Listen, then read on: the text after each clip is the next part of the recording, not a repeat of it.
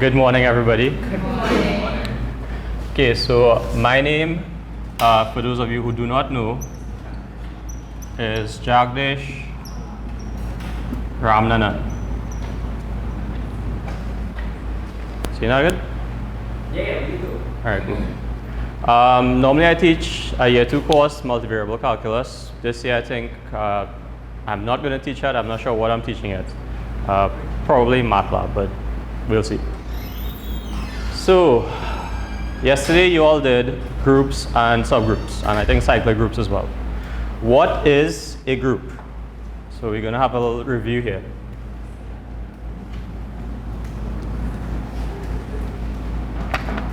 What is the definition of a group? It has 4 properties, right? So you just have to remember the 4 properties. So call them out.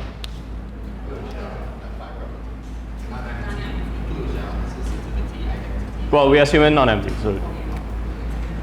So closure,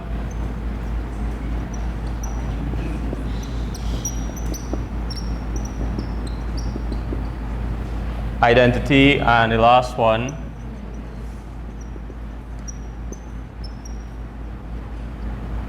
inverses for each element.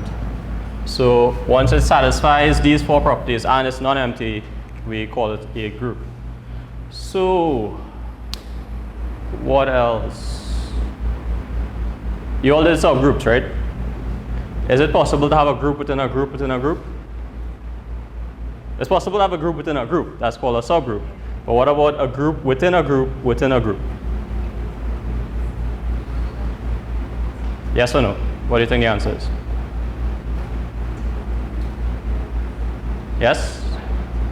Those of you who say yes, give me an example.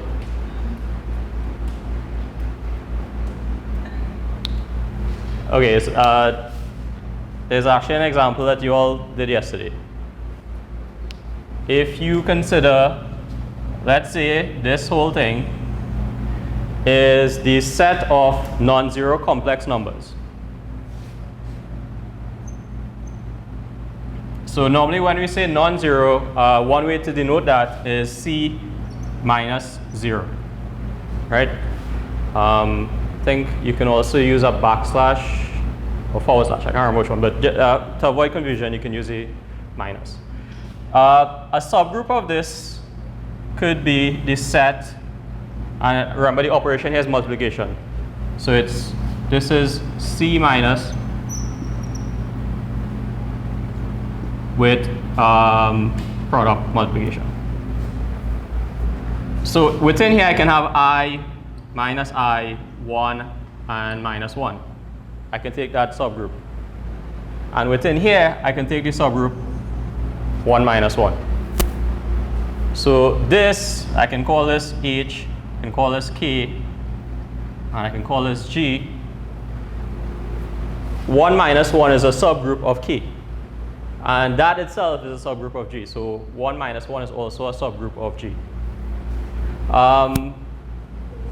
What are some properties of these two, K and H, that you all did yesterday? Okay, give me a property of H, or the elements in H. What's that? Well, every element in a group has an inverse. So, but yeah, that is correct.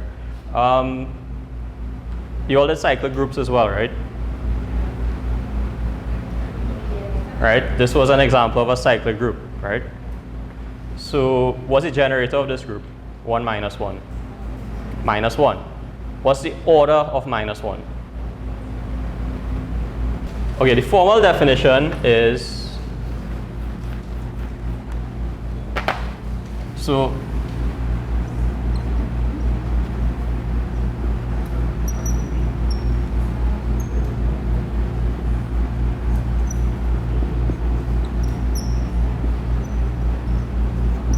that's the number of elements in the group.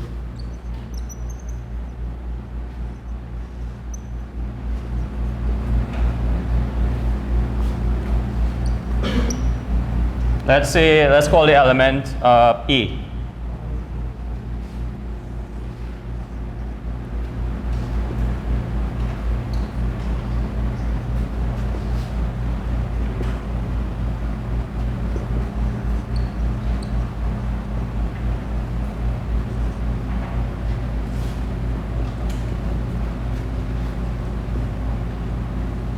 It's the smallest positive integer n such that when you take the element a to the power of n or multiply the element a by itself n times, you get back the identity. What's the identity in this group, this subgroup? Let me highlight this. We're looking at this one. So, okay, first of all, how many elements are there? So what is the order of that group? 2. What's the identity in the group? 1, right? Multiplicative identity is almost always 1, depending on the operation, but if we use a normal multiplication, is 1. Okay, so we know the order of the group, we know the identity. What's the order of -1? 2. And since we know this is a cyclic group, what's the generator of that group? -1, right? Because -1 squared will give you 1, and then -1 is -1. So this generates a group. If you raise this to different powers, you get every element in the group. Now let's look at K.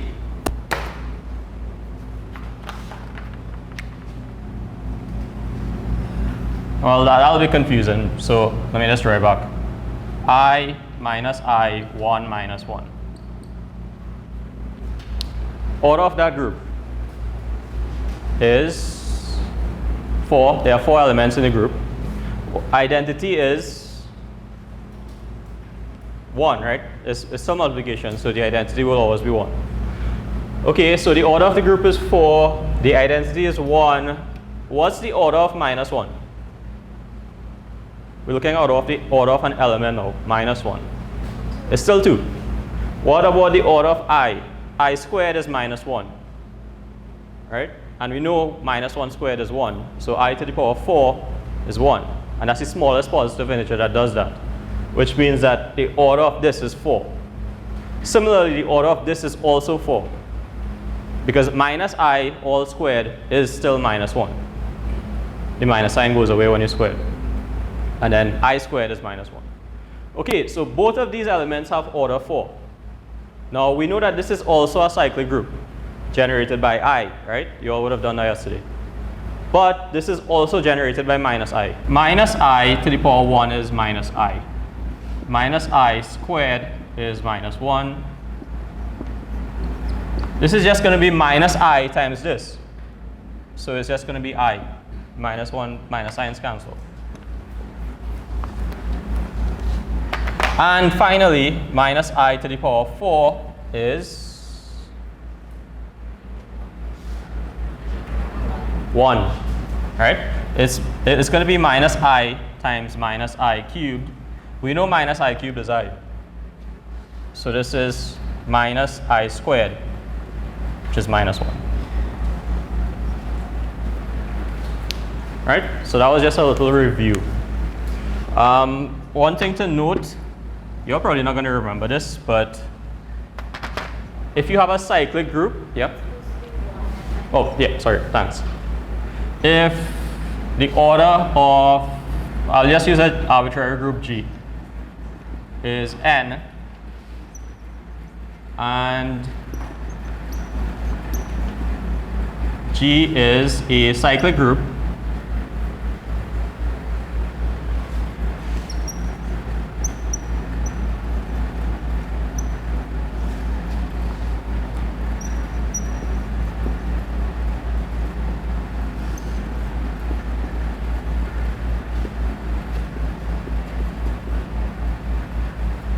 let's say an element small g.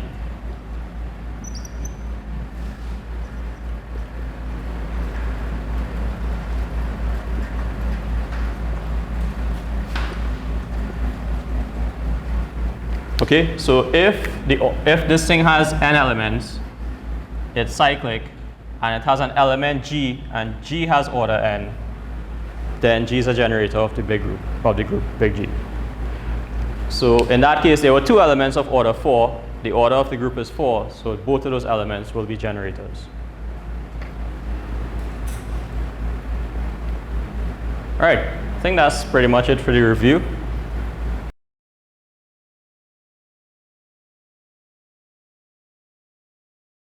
Okay, so first of all, let me just give you an outline of what we will be doing today. Symmetric groups.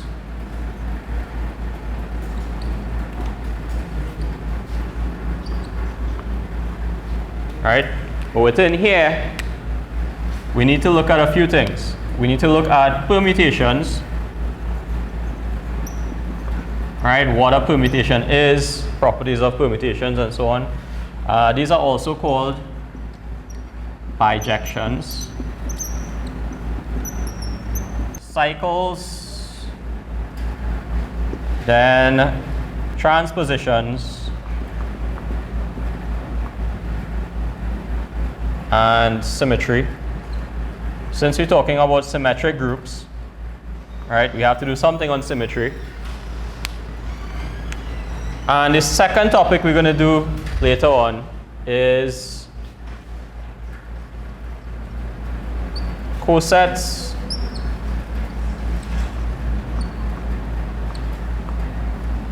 and Lagrange's theorem. And basically in that, what we're going to do is look at the definition of a coset, definition of a right coset or a left coset, look at one or two theorems, and then in particular, Lagrange's theorem. This is important. So before we look at symmetric groups, we need to know what a bijection is. Let's say I have two sets.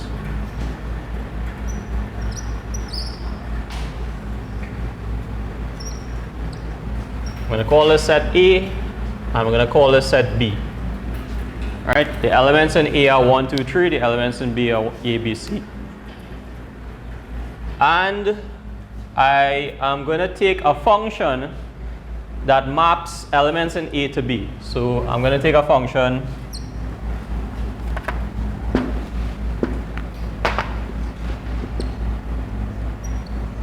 takes elements in A and maps it to B.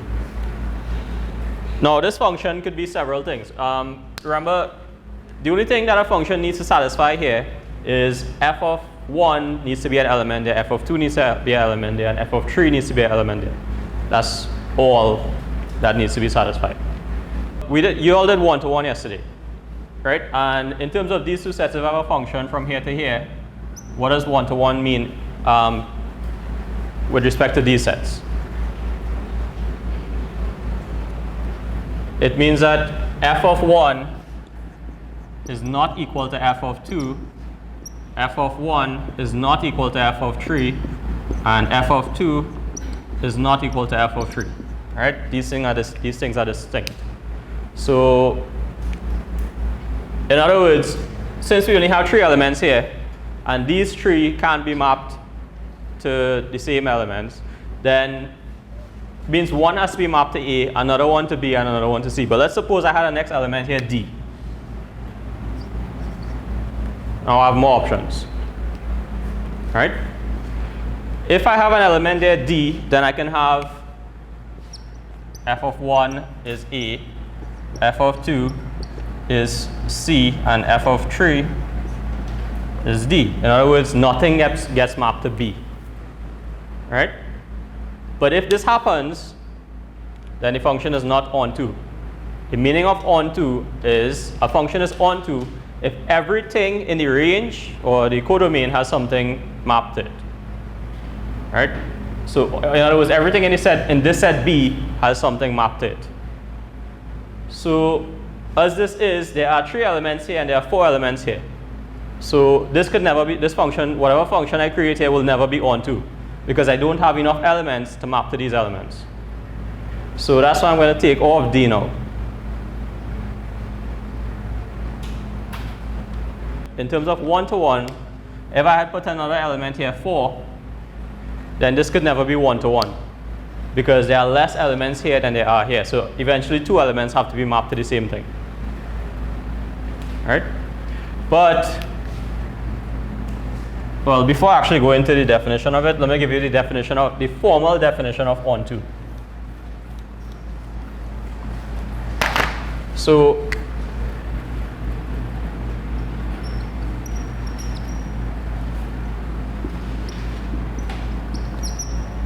you all know the other names for one-to-one and onto?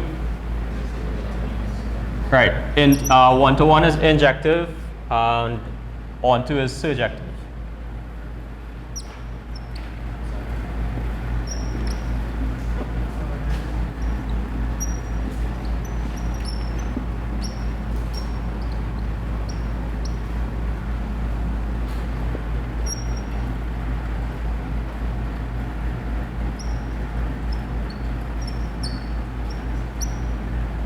So it's surjective if for each y in B there exists an x in A such that ST such that f of x is equal to y. In other words, every element in the range has something on the side mapped to it. Every element in the set B has something on the side in A that is mapped to it. And if that happens, we call it onto. Okay, so now that we know what injective is, we know what surjective is, we can define a bijection. Basically, a bijection is a function that is both injective and surjective. In other words, it's both one-to-one and onto. An important property to remember is a function can only be bijective if the sets have the same number of elements. If the first set has more, it can be injective. If the second set has more, it can be surjective. Okay, so that's it. So just as an example, since we already have this here, an example of a bijection could be f of 1 is B.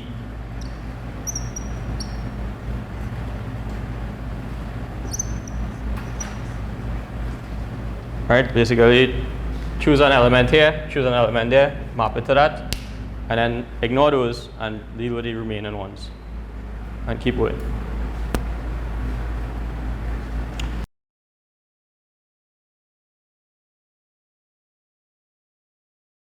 Theorem 2.1 defines what a symmetric group is.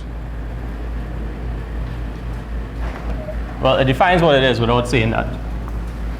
For any non-empty set X, let S of X denote the set of all bijections on X. Then, so S of X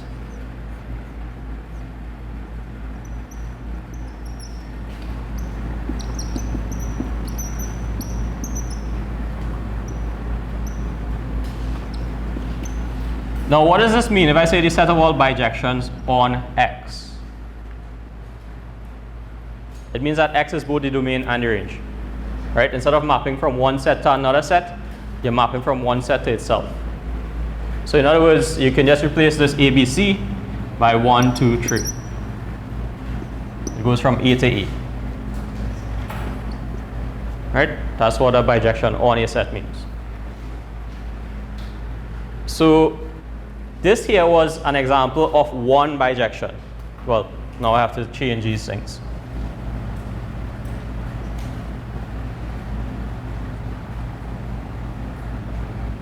That was an example of one bijection on the set, but there are different bijections you can have. For example, you can replace these with 1, 3, 2, or there are other ones you can replace it with as well.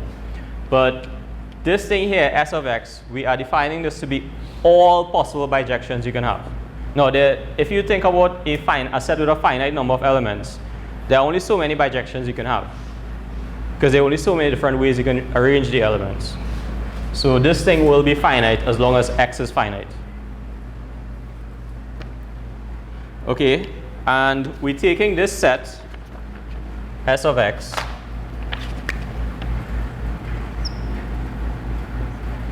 together with the operation composition. Now the groups that you all dealt with yesterday, the main operations probably would have been addition and multiplication. But this time we're dealing with composition. Anytime you have a group and the elements of the group are functions, this will be the operation you deal with.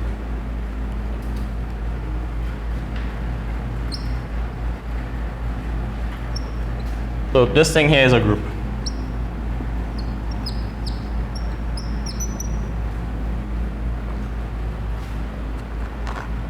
So in essence, what we're dealing with today is, well, for most of today, is a special type of group, which you'll see in definition 2.2 we call the symmetric group. So this here is called a symmetric group. And we'll see why a little later. Now, when you're dealing with composition, you have to think of things slightly different than you would with multiplication. So you have to be a little careful. But if we want to go through to prove that this is a group, so the proof is actually given here. First proof, the first part of the proof, which is closure, you have to know really that if you take two functions, remember these things are bijections, right? So if you take a bijection and compose it with another bijection, that itself will be a bijection. Remember what a bijection is an element that maps each element, is two things, it's one-to-one and onto. So every element is mapped to a unique element. So if you have two bijections, it's going to map elements to unique elements and then those to unique elements. So it's going to be injective. And it's going to be onto because the second one is onto.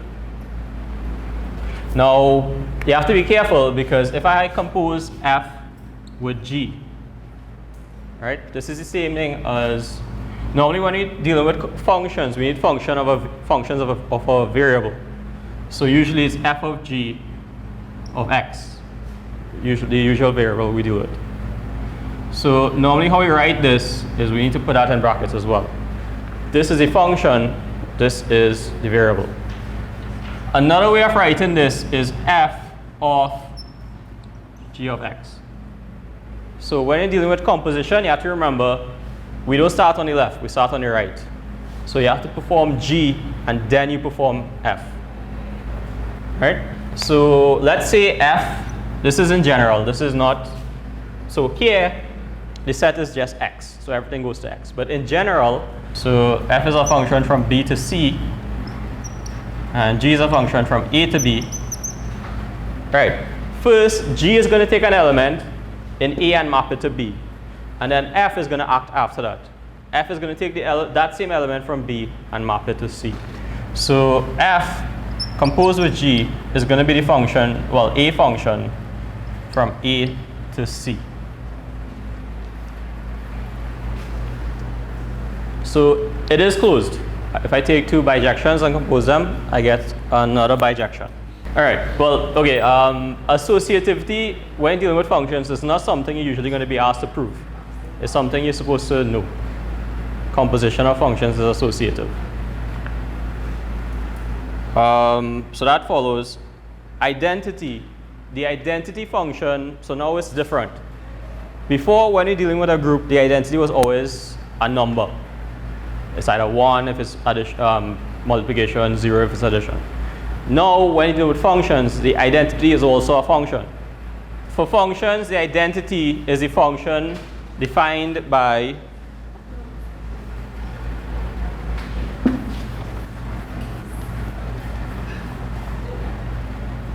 E of X is equal to X for all X in A.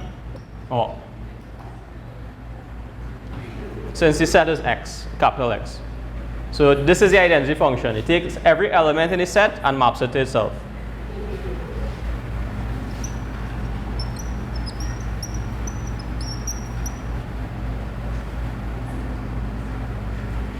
And the last one, inverses.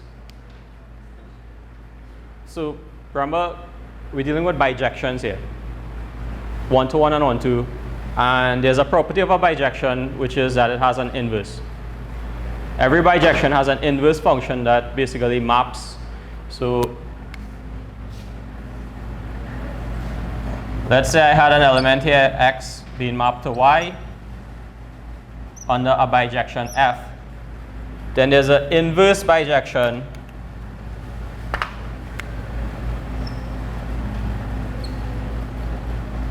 which we denote F inverse, that maps Y back to X. So it satisfies the four properties. And definition 2.2, the group S, this group here, S of x is also written as S subscript x. Right? And that is called the symmetric group on the set X. Okay, so it's important that you also see some examples of these. So let's look at example 2.4.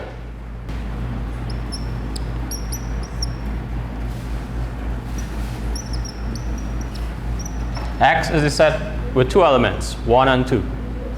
So if we want the set of all bijections on this, right? If we think about it, try to figure it out. So I have this set with two elements, 1 and 2. Then I can map 1 to 1 and 2 to 2, and that's the identity function. Or I can map 1 to 2, in which case 2 can only go to 1. It has nowhere else to go. So those are two functions, and those are the only two functions I have here, the only two bijections. Right? When you're dealing with bijections, it's a good idea to look at one element, fix one element, and see where that can go. 1 can only go to 1 or 2, so I have two cases to consider. If it goes to 1, then I look at the other elements. If it goes to 2, then I look at the other elements and see what happens. So here is straightforward, but when you get to a more complicated example, you'll see what I mean. So, if X is this, then I can say, so if I call the red one, if I call the red one E and the green function F, so I have two bijections in here. E sends 1 to 1, 2 to 2. F sends 1 to 2 and 2 to 1. And then Sx is just the set EF. So what I want you all to do now is take a couple minutes and work out all the bijections in exercise 2.4. Find the symmetric group on the set X equal 1, 2, 3. So now I'm adding on a third element, and I want you all to come up with all the possible bijections. So the identity you can call, now the identity bijection will always be an element of S of X. So you can always call that E. So you can start with E and then name them from there.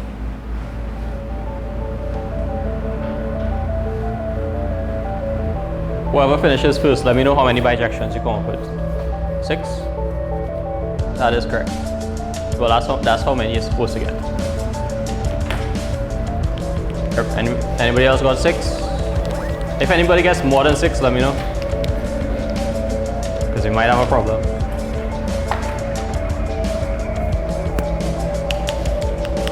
No, so you're gonna have E, F, G, H, and so on. I'm not actually gonna label all of these. I just show you how to do them, how to come up with them.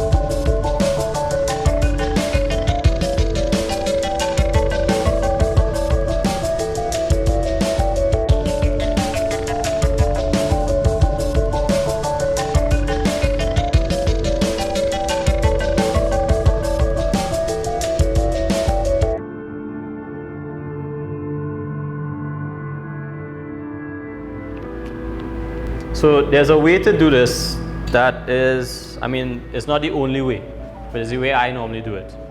So I start with the first element and I see what that can do, what you can do with that.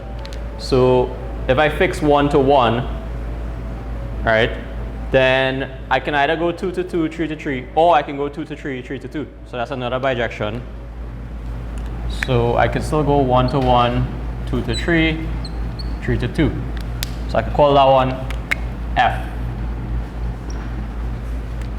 Now, are there any more bijections where 1 goes to 1? No, because if 1 goes to 1, then I have these two elements, and those can only do what we have here. So it means that 1 can no longer go to 1. So let's send 1 to the next element it can go to, 2. Now I can have 2 go into 1 and 3 goes to itself. Or again, if 1 goes to 2, I can have 2 go into 3 and 3 goes to 1.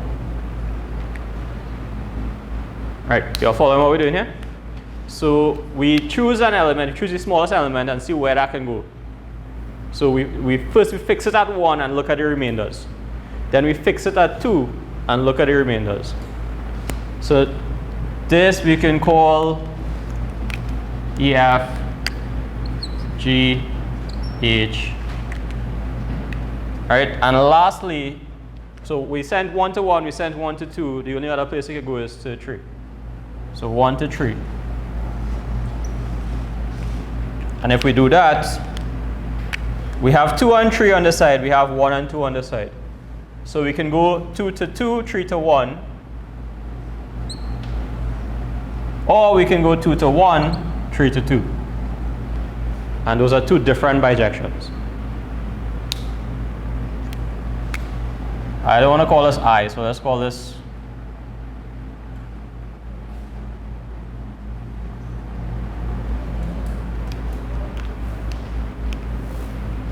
So if you actually had to write this out, you would have to say, you can't do it like this, right?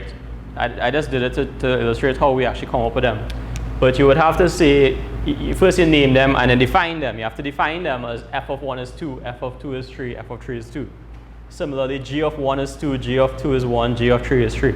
And you have to do that for all 6. Except maybe the identity, because that's easy, that's straightforward. So this is kind of cumbersome when you have to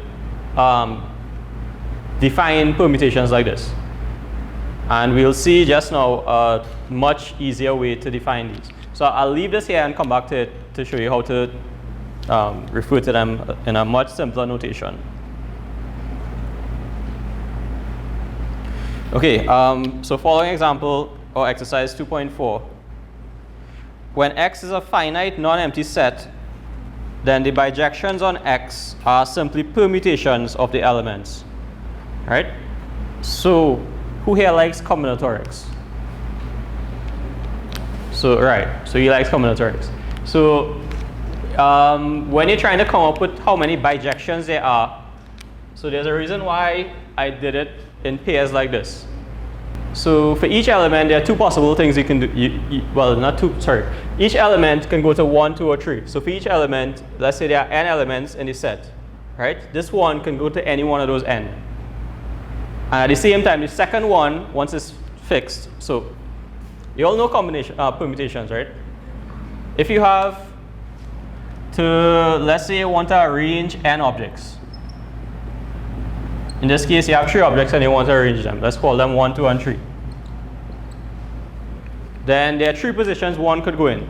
Well, actually, let's not call them 1, 2, and 3. Let's call them A, B, and C. A can go into any one of 3 positions, first, second, or third. So there are 3 possibilities for where A can go. Once you fix A, that's fixed, it's already there. Then B can only go into one of the 2 remaining positions. So there are 2 possibilities for this. And once you have those 2, this one, there's only 1 position, this has to go there. So the number of permutations is 3 by 2 by 1, which is 6, which is the same as n factorial. Right? Well, in this case, 3 factorial. That's actually on the other page, so we kind of jumped the gun there. Okay, so back to this. if X has n elements, in this case n is 3, then we denote the group of permutations S of X by S subscript n. So that S of X thing was just like an introduction to symmetric groups, but usually when you see symmetric groups, it'll be denoted by this, S subscript n, where n is the number of elements in the group. Now remember, we're dealing with bijections, so it doesn't matter whether the elements in the groups are apples or oranges or numbers or letters. All we care about is the number of elements in the group, and this gives us that information. So we can just use that notation. Right? This is a symmetric group of n elements. So for simplicity, we normally say the elements in X are the numbers 1 to n when we're referring to them. Just a remark on the other page. So in example 2.3, when there were 2 elements, the symmetric group we got there was S2. And in this one, these 6 elements form the symmetric group S3. Theorem 2.6 says the order of the symmetric group is n factorial. So we already did that. So you all follow that. All right, and we went through the proof for that. Okay, so now we're getting to how to refer to these permutations in a much simpler notation. So we're looking at the middle of page 27. Well, I don't know if it's still page 27. This was the old thing I had. The second page on symmetric groups. Let's say we have a permutation. We're going to call it phi. Right? It takes the elements in the set 1, 2, 3 and maps it to the same set. Right? That's a permutation. Remember, permutation is just a rearrangement. So it's a function. It takes these elements and rearranges them in some way. Okay. Well, what it says here is we can represent this permutation by using this notation.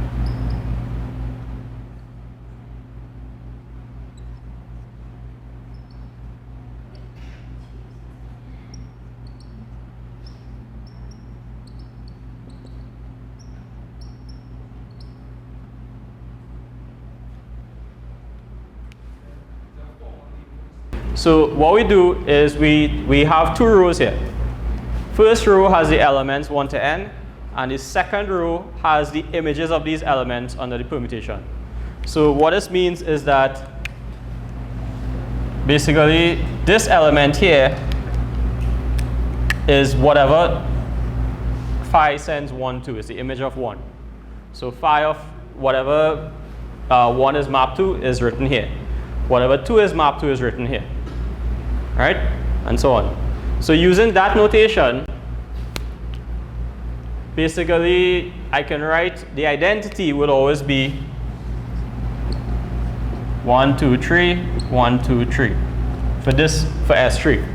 So now I'm going to try to write out what these are using this notation, rather than having to draw this or to say f of 1 is 2, f of whatever, and so on. Okay, what about f? The first row is always 1 to n in that order. The second row is what they map to. So 1 goes to 1, 2 goes to 3, and 3 goes to 2. Right? And you all can continue so. So the second row of G would be 2, 1, 3. Okay, now the next important thing we have to do, now that we know what a permutation is and we know how to easily refer to a permutation, we need to deal with products of permutations. Well, I say products, but it's really composition.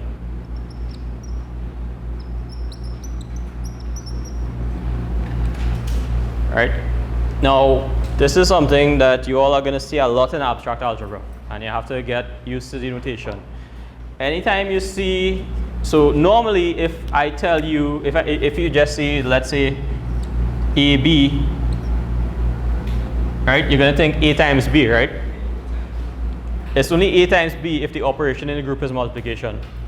If the operation in the group is addition, this means A plus B.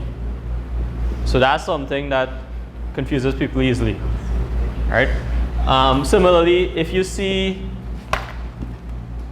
let's say alpha times beta and beta are permutations, it means alpha composed with beta, not alpha multiplied by beta. Well, it is multiplied by, but the multiplication we're using is composition. So that's one important thing you have to bear in mind. Another important thing, remember with permutations, or functions, we always go right to left, right? And that is important because the order you perform the permutations is important. If instead I write beta alpha, I wouldn't necessarily get the same thing.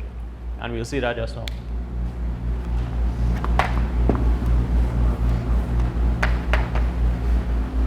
All right, so let's look at,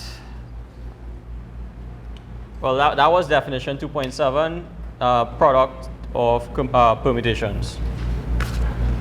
And so example 2.8, we're going to look at S3, and in particular, we're going to look at phi 1 is the permutation 1, 2, 3 goes to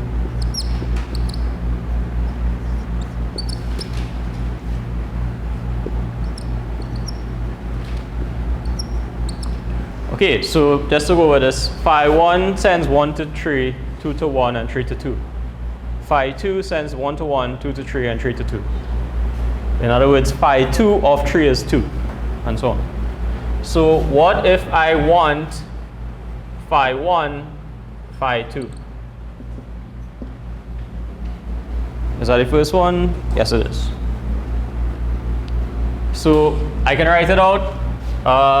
Phi 1, phi 2 is,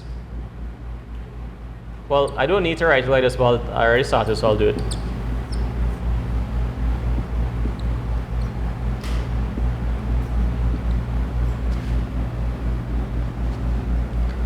Now, always remember we perform permutations right to left. So one way to figure out what phi 1, phi 2 is to figure out what this thing applied to 1 is, what happens when you apply it to 2, and what happens when you apply it to 3. And that will give us a permutation. So what I mean is, what is phi 1, phi 2 of 1? So this is going to be, if you want to break it up, it's going to be phi 1 of phi 2 of 1. And phi 2 of 1 is 1. So this is phi 1 of 1, which is 3.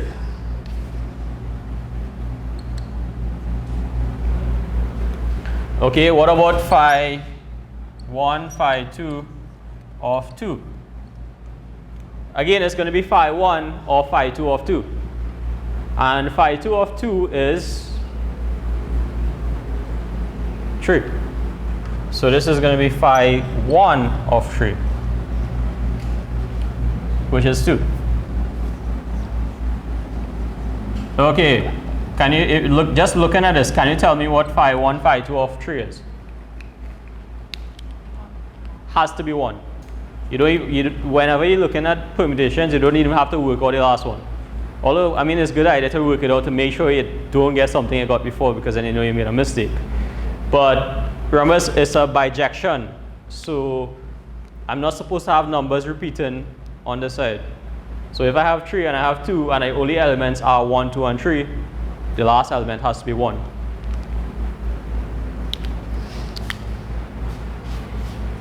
Right. So combining these, I'll get phi 1, phi 2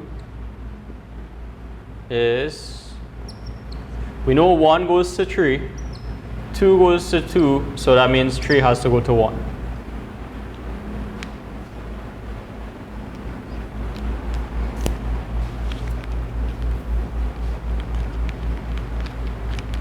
Now, I'll show you a shortcut to doing this rather than working this out like this.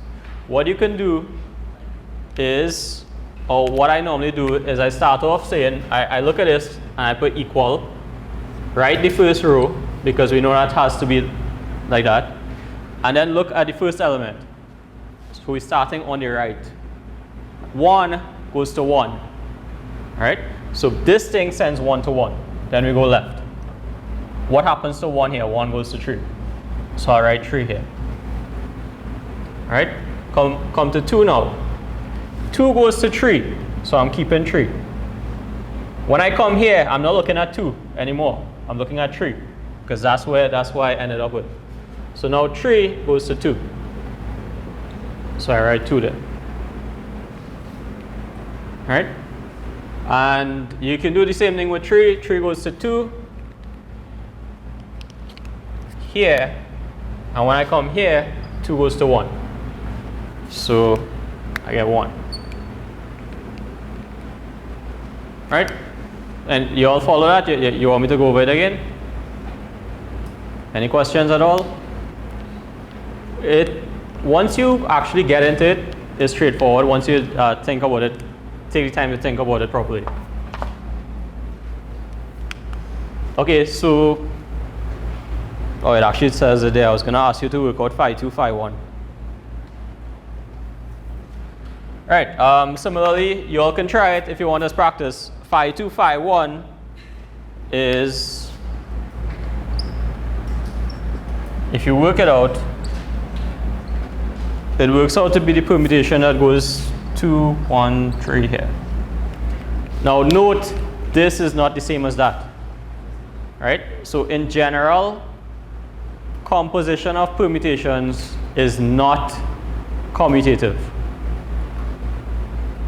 Right? Bear that in mind. Composition is not commutative. So you can't reverse the order and expect to get the same thing. The only symmetric groups that are commutative are S1 and S2. Every other symmetric group is non-abelian. You all know what that word means, right? All right. You know what commutative means, right? All right, just double check it.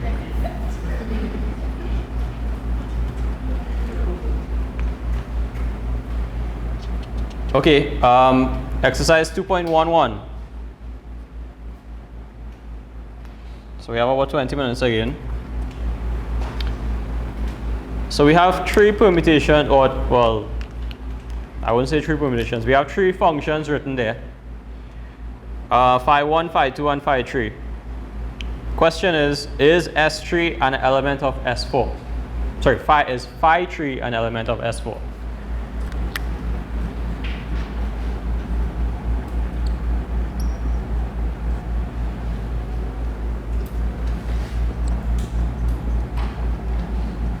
Is that an element of S4?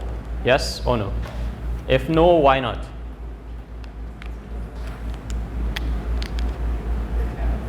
Right, because 1 appears twice. And because 1 appears twice, it means it's not on 2. Sorry, it's not 1 to 1. But it's also not on 2. So there are 2 reasons why this is not a permutation. And you can give either one. You can say either because 1 appears twice is not 1 to 1, or because 3 doesn't appear here, is not on 2. So either one is fine. All right, I want you all to take some time and work on question 2. So these are your permutations. So you have to work out phi 1 squared, phi 1, phi 2, phi 2, phi 1. And while you're at it, work out phi 2 squared.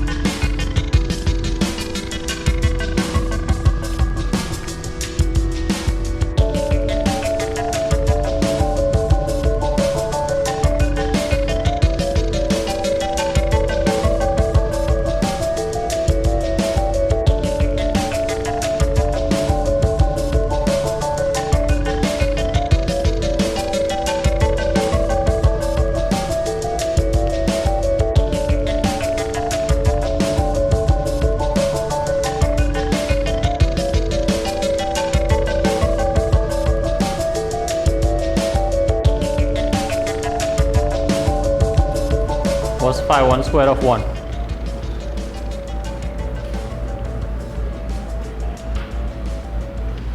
1.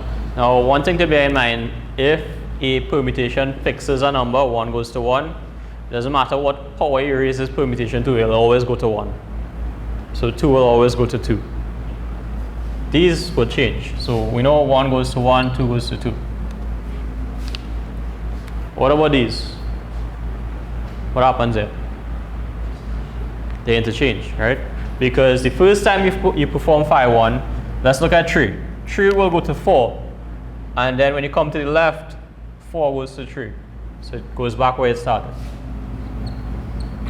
And what is this? That's the identity. Everything has mapped itself.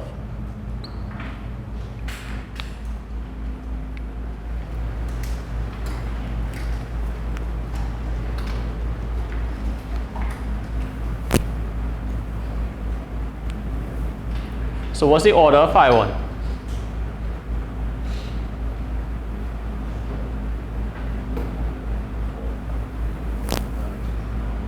No, the order of phi 1, the element. Remember, phi is an element. S is a group.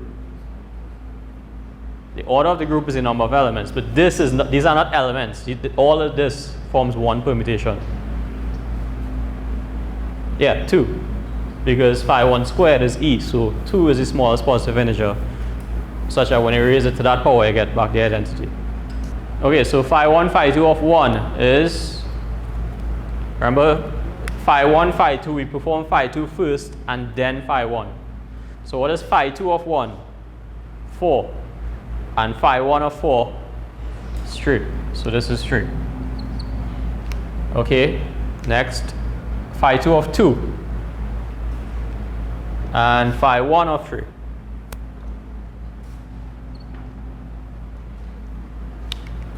Phi 2 of 3 is 2, and phi 1 of 2 is 2.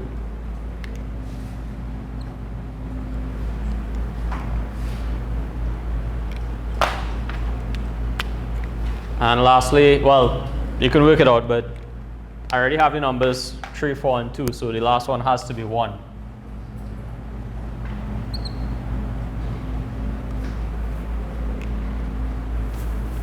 Y'all work this one out? What's the answer?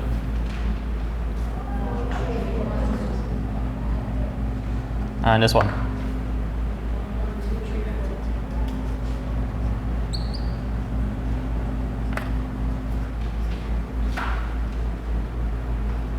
Yeah, that's correct. So this is also E. So the order of this is also 2.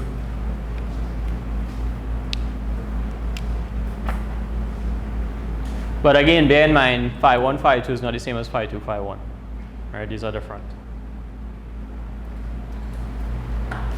Okay, what about the last one on the paper there that I did not work out? Phi 1 squared, phi 2, phi 1 squared. You all work that out? You want to work it out? You don't have to work it out, because phi 1 squared is E.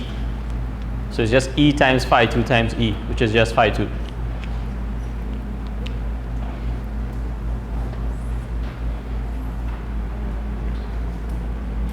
Okay, now this is another important thing that we deal with in permutations. The inverse of a permutation.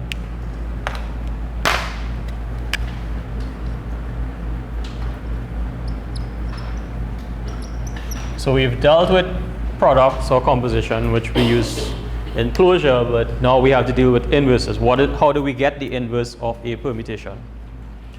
So if you think about it, inverse is something that it works backwards, right? So let's say we have a permutation phi, it does some arrangement of numbers 1 to n. The inverse is going to undo the arrangement. It's going to send it back to what it was before.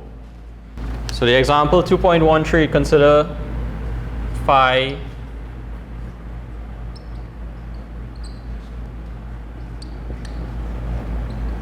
right, so this is the permutation. It sends 1 to 2, 2 to 4, 3 to 1, and 4 to 3. Now I want the inverse. So if, first of all, I'll write this down. Phi of 1 is 2. Phi of 2 is 4.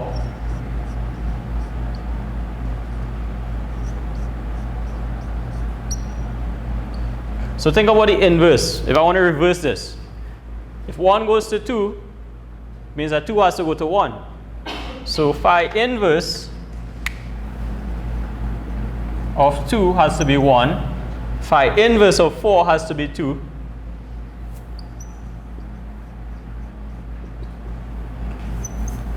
Similarly, phi inverse of 1 has to be 3.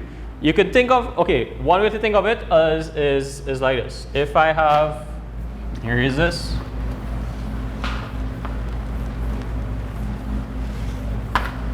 Since we're treating it as a function, if phi of 1 is 2, then what I'm going to do is perform phi inverse on both sides. So I'll have phi inverse times phi, well, or phi of 1 is phi inverse of 2. And phi inverse of phi is the identity. Right? Remember, the inverse of a function performed on a function gives you the identity. So this means that 1 is equal to phi inverse of 2. So that's how I get this. Right? That's one way to think of it. The other way is if phi sends 1 to 2 and I want to undo that, 2 has to go back to 1. And similar for the others.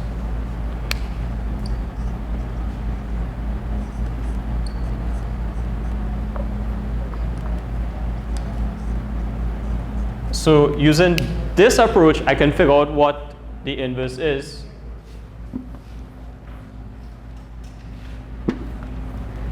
And I'll get phi inverse is 1, 2, 3. So 2 goes to 1, 4 goes to 2, 1 goes to 3, and 3 goes to 4. So I'll get that. That's one way. Second way is, let's just look at this. So if phi does this, I don't actually have to go and write all this out to get that information. Phi takes 1 and sends it to 2. So what I can do is, I don't want to write this back.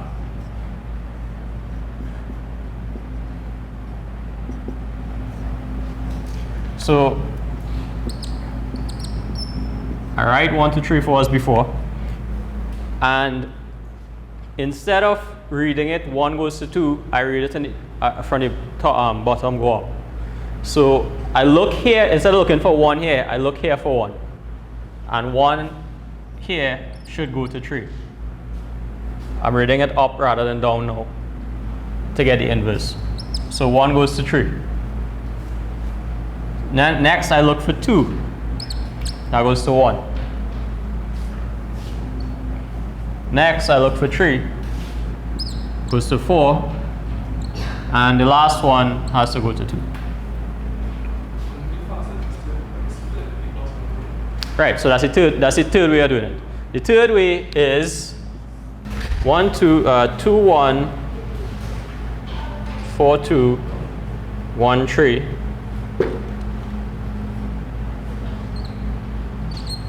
All right, that's correct. Now I want the numbers in the first row to be in order 1 to 4. So I just rearrange the columns. So I take this column and put it here. So 1, 3. And well, I bring it in front of this one actually. 2, 1 stays there. And then I switch these two. 3, 4, and 4, 2. There are plenty of different ways to do it. As long as you understand one, stick with that. So choose the one that you feel is the most appropriate for you and just go with that.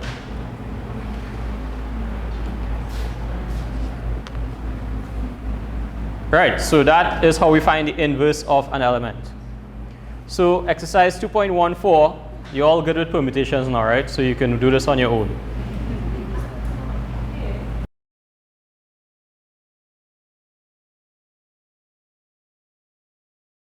Now, let's look at a way to more concisely represent a permutation.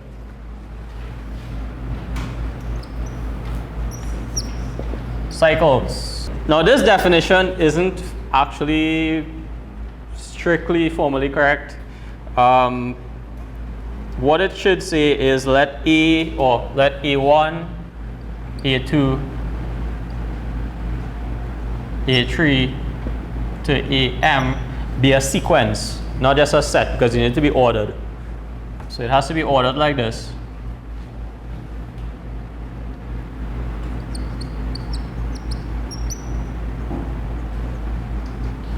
Such that A1, A2, these things are elements of the set 1, 2 to n.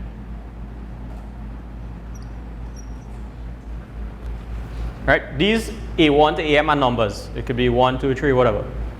So it has to be numbers up to n, and they have to be distinct.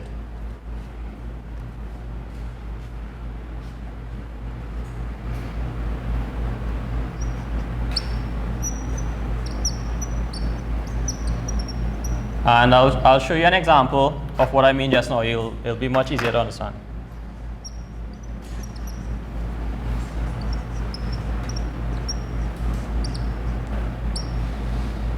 Okay, I'll need space for this one.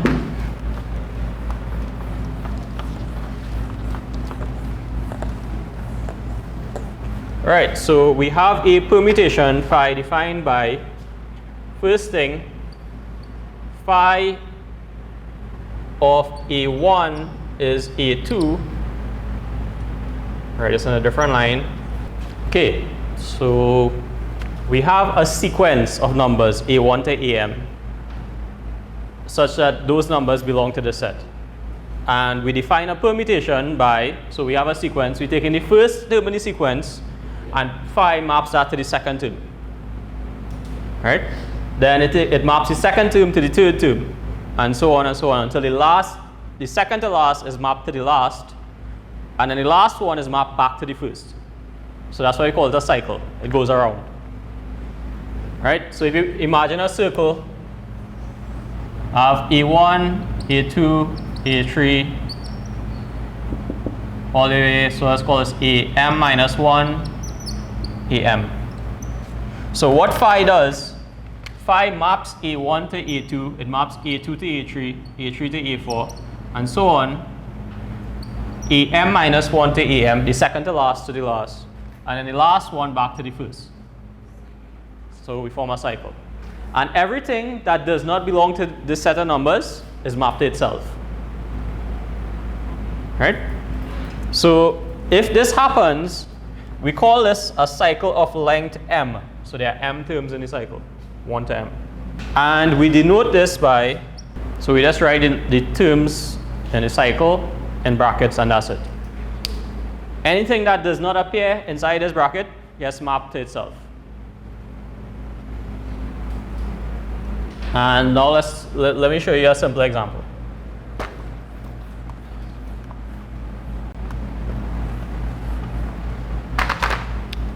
This one is not in here, so you'll have to write this out.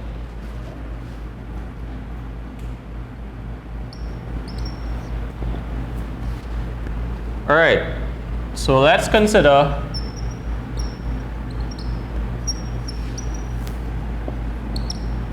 so we're going to make a jump to S6.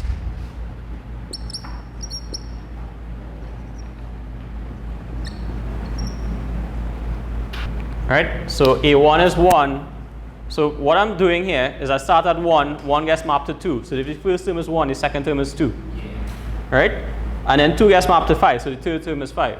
I'm going around the cycle. And then 5 gets mapped to 4, so the fourth term is 4. And then 4 gets mapped back to 1, so the cycle is done.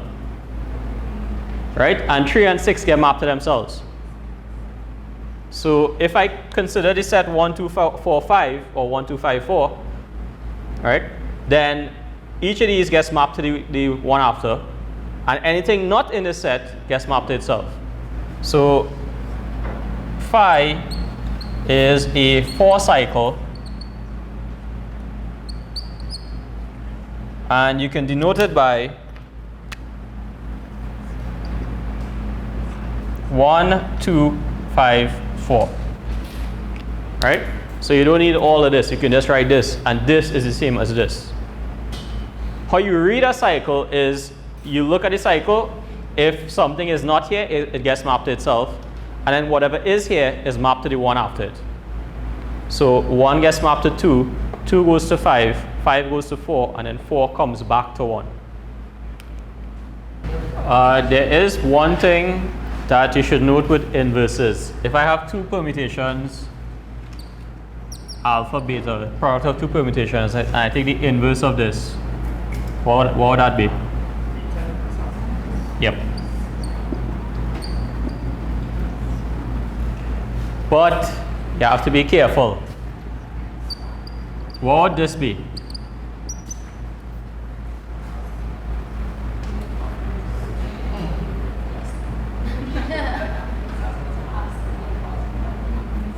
Yes, this is alpha beta times alpha beta, right? Which is just alpha beta is not equal to alpha squared beta squared, and is not equal to beta squared alpha squared.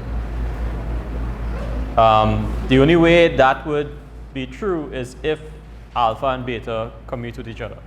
Then you could move it around. But in general, this is the most you can see. Okay, so just note these two things. Continuing on from cycles, examples 2.16 to 2.18 are 3 examples of cycles. So in 2.16 you have the cycle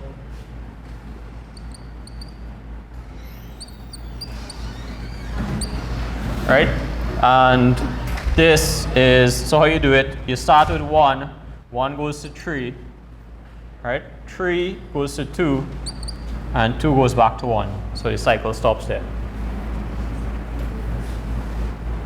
Right? Example 2.17 is also straightforward. 2.18. Again, with 2.18, remember anything that doesn't appear in the cycle is fixed. It gets mapped to itself.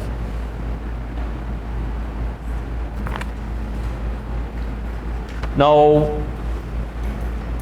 not every permutation can be written as a cycle, because not every permutation is a cycle.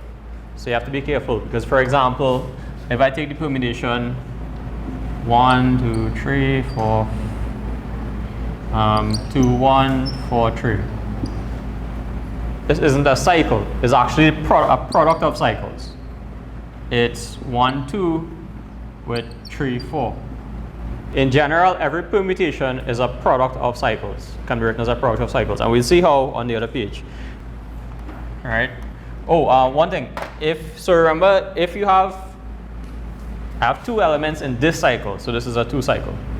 Right? Similarly, I have 2 here, so it's a 2 cycle. In example 2.17, I have 4 elements, so it's a 4 cycle. So the number of elements is whatever the cycle is. All right.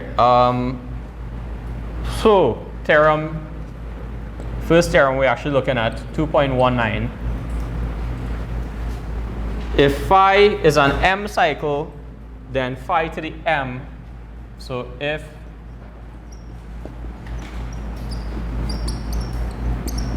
in Sn,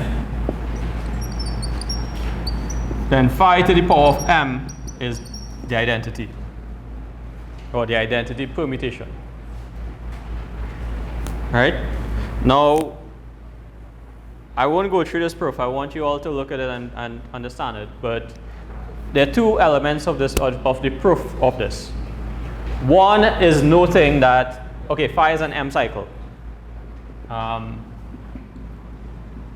in Sn. M has to be less than or equal to M. You can't have more elements in the cycle than there are in the group X. So, if M is equal to N, then it means the cycle, everything in all the numbers 1 to N appear in the cycle. Right? If M is less than N, then there are some elements that are mapped to themselves. And if This is not the formal proof, right? I'm just stating a couple of things. If phi of x is equal to x, in other words, x doesn't appear in the cycle, then phi to the power of m of x will also be x. Right? Because if phi maps something to itself, it doesn't matter how many times I perform the permutation, each time it will go to itself. So that's for the elements in n, 1 to n. When I say n, 1 to n, I mean this set. Remember, it's S, the symmetric group S of x, or S subscript n, where you have the elements 1 to n. So if x is in this, but it doesn't appear in the cycle, then phi of x is, phi to the m of x is always x. That's straightforward. So what happens if x is in the cycle?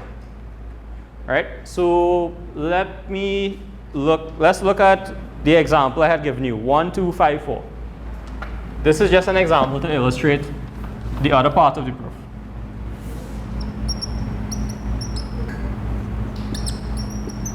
Or let me call this phi. So what I'm going to do is I'm going to write phi the other way. 1, 2, 3, 4, 5, 6. 1 goes to 2, 2 goes to 5, 5 goes to 4, 4 goes to 1. Right, what is phi squared?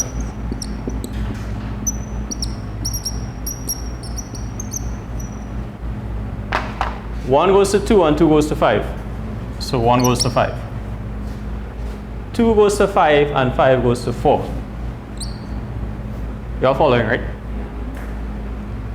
3 goes to 3 and 3 goes to 3. 4 goes to 1, which goes to 2. 5 goes to 4, which goes to 1. And 6 stays in. Yeah. So what is phi cubed now?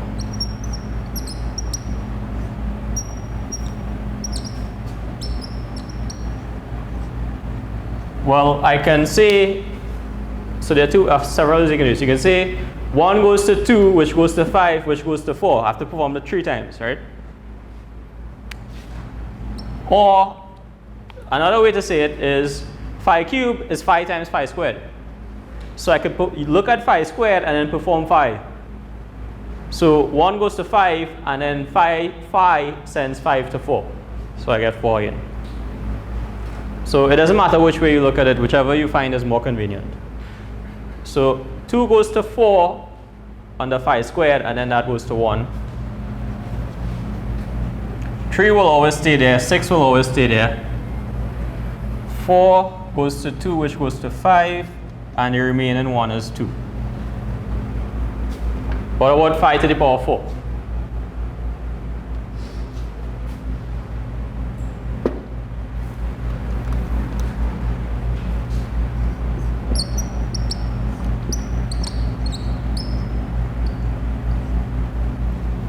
Now I have more options. I can either apply phi cubed and then phi, or I can apply phi 4 times, or I can apply phi squared twice. Alright, think of the powers. How do I get the power of 4? I can take the power of 3 and then multiply by phi to get 4 as the power. Or 2 by 2. Or 1 4 times. Yeah, you're supposed to get the identity. So 1 goes to 5, which goes to 1. 2 goes to 4, which goes to 2. Stays there, stays there. Right? So this is a 4 cycle, and when I perform it 4 times, I get back the identity. And that happens for any cycle of length n. If you have a cycle, or in this case of length m. If you have a cycle of length m, you call it phi, and you raise that to the power of m, you get the identity. And why it works is, if you look at the cycle, 1, 2, 5, 4, which is really that thing.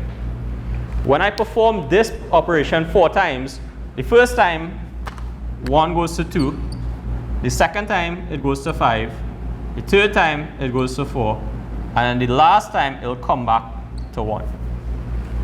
And that happens with, and no matter where you start, it goes forward and it comes back to itself.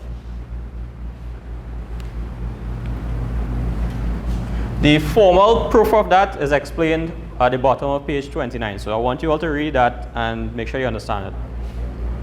That's homework.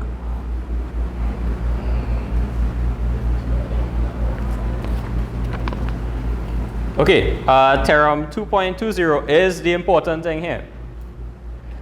Every permutation can be written as a product of disjoint cycles. Disjoint meaning that they have no common numbers, right? Each cycle is separate from the other. So let's see how we do that.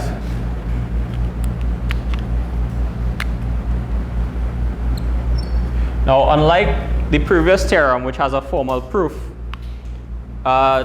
we don't present a formal proof to this theorem. What we do is present an algorithm that illustrates how it is accomplished. So I'll do that using the example given there.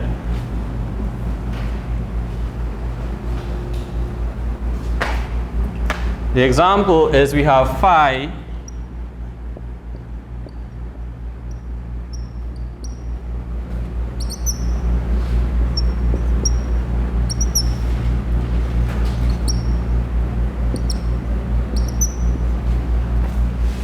right? And it's actually explained very nicely in the paper there. So if you all read through it already, you should understand how this works. How we do it is actually really short. So we say phi is equal to, we want to write it as just disjoint cycles. Remember, it doesn't matter where a cycle starts. So the only thing that matters is the order. So we can choose to start with the smallest number because I mean that's the easiest thing to work with. So let's start at 1. So remember, we're looking at a cycle, we have to cycle through. So let's see what 1 gets mapped to. 1 gets mapped to 6. And again, we're going on a cycle. So let's see what 6 gets mapped to. Yep, 6 gets mapped to 2. Okay, so we're going okay so far. What does 2 get mapped to? And 7. Right, so now I can't repeat numbers. So as long as I arrive at the starting number, the cycle is finished. So this is one cycle that appears here. Right, so if you want, you can say this is gone, this is gone, this is gone, and this is gone. So now I'm looking at the remaining numbers. So this is one cycle, but there are other cycles in here. If you want, one thing that will help is to cross off the numbers that get mapped to themselves. Because those aren't going to appear in any cycles. They will always be mapped to themselves. So the only thing I'm left with is 3 goes to 8 and 8 goes to 3, which is another cycle. So I can start, well, actually, if you want to do it rigorously, what you do is you say, after you finish this cycle, you look for the next smallest number that doesn't appear here, which is 3. And then 3 gets mapped to 8, 8 gets mapped to 3, and we're done because we have covered all the numbers here with 4 and 5 that get mapped to themselves. So once you go through this, you cross off the ones that get mapped to themselves and you make sure all the other numbers appear, you're done. So in other words, this permutation can be written like this. Now, one thing that is important with disjoint cycles is I can also write this as, alright? It doesn't matter which cycle I write first here.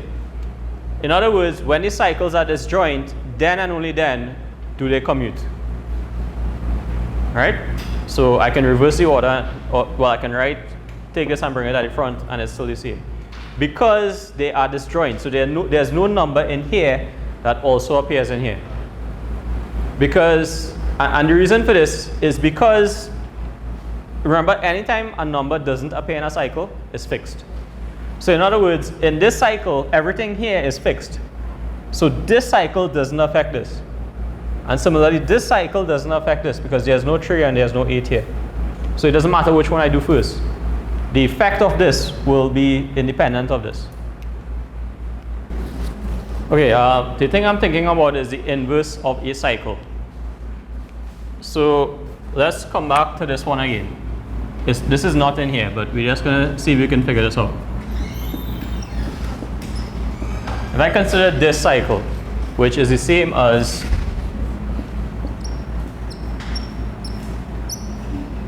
one goes to 2, 2 goes to 5, 5 goes to 4, 1.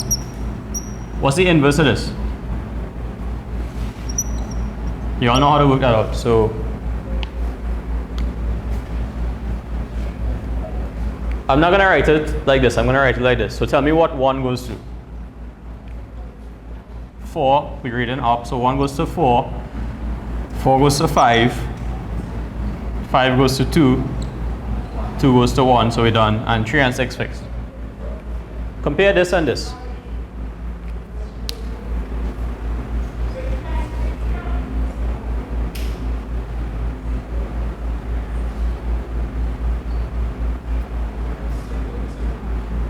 Basically, you fix the first term and then reverse the others. The reason being, think of a cycle. I have 1 goes to 2, which goes to 5, which goes to 4, goes to 1. If I want the inverse, I go the other way. So 1 goes to 4, goes to 5, goes to 2. Right? So if you want the inverse of a cycle, fix the first number, reverse the others.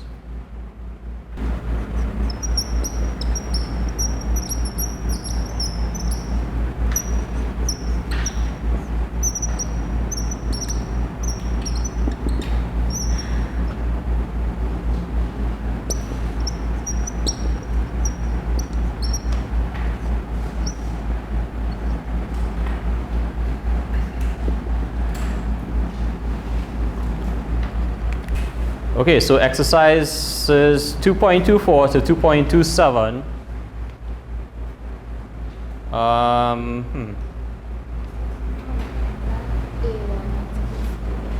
Sorry, oh yeah, thanks.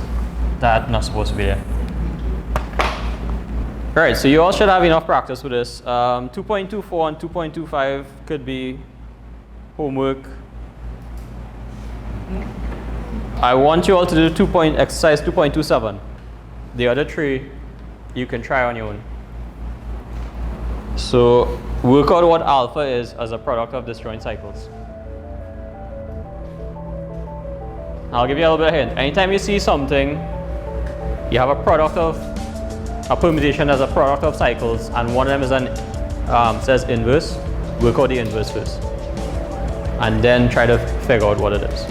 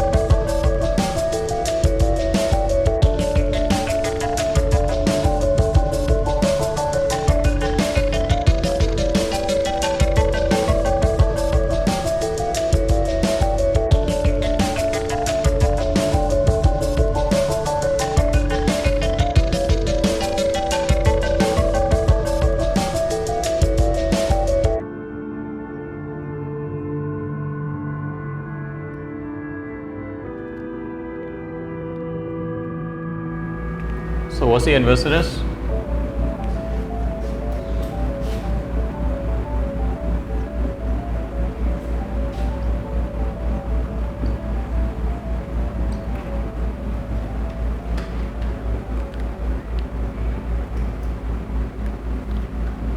So we have a 1 in common, 4 in common, we have things in common, so we still need to do some work on this.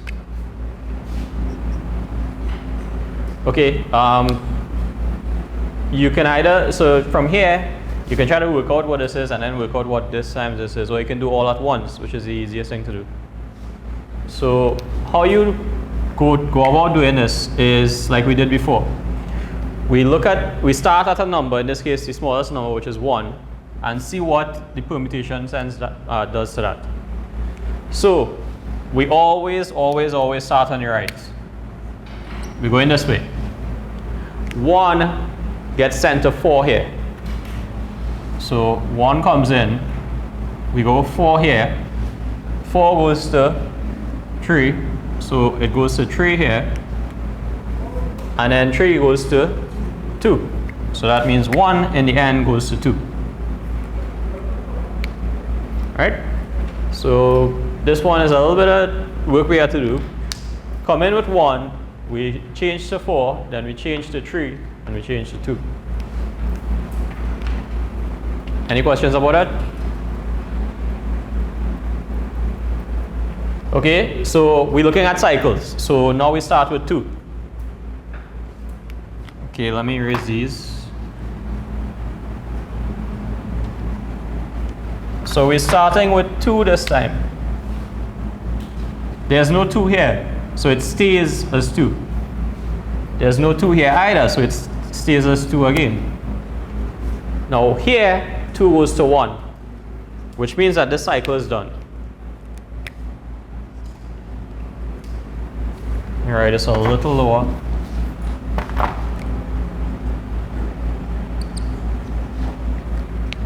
Okay, so that cycle is finished. 1, 2. Alright, next, so 1, 2, what's the next smallest number? 3. So let's start there. And we go again. We come in with 3. There's no 3 there. So we keep going. Now there's a 3 here. This goes to 5. And there's no 5 here. So we stop at 5. Right? Okay, now we go with 5.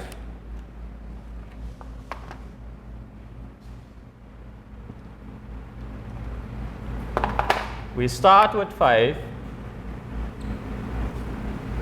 There's no 5 in this cycle, so it remains unchanged. There is a 5 here, right? And this 5 goes to 4. But there's no 4 here, so it stays there.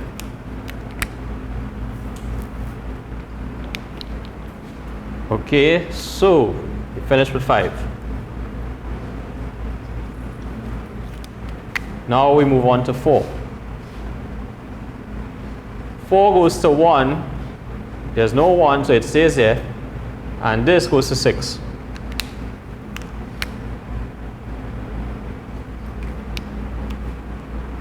And that's actually all the numbers that appear there, so I don't need to check. But if you wanted to, there's no 6, there's no 6, and 6 goes to 3, so the cycle is done. And that is my product of disjoint cycles. So alpha is equal to this.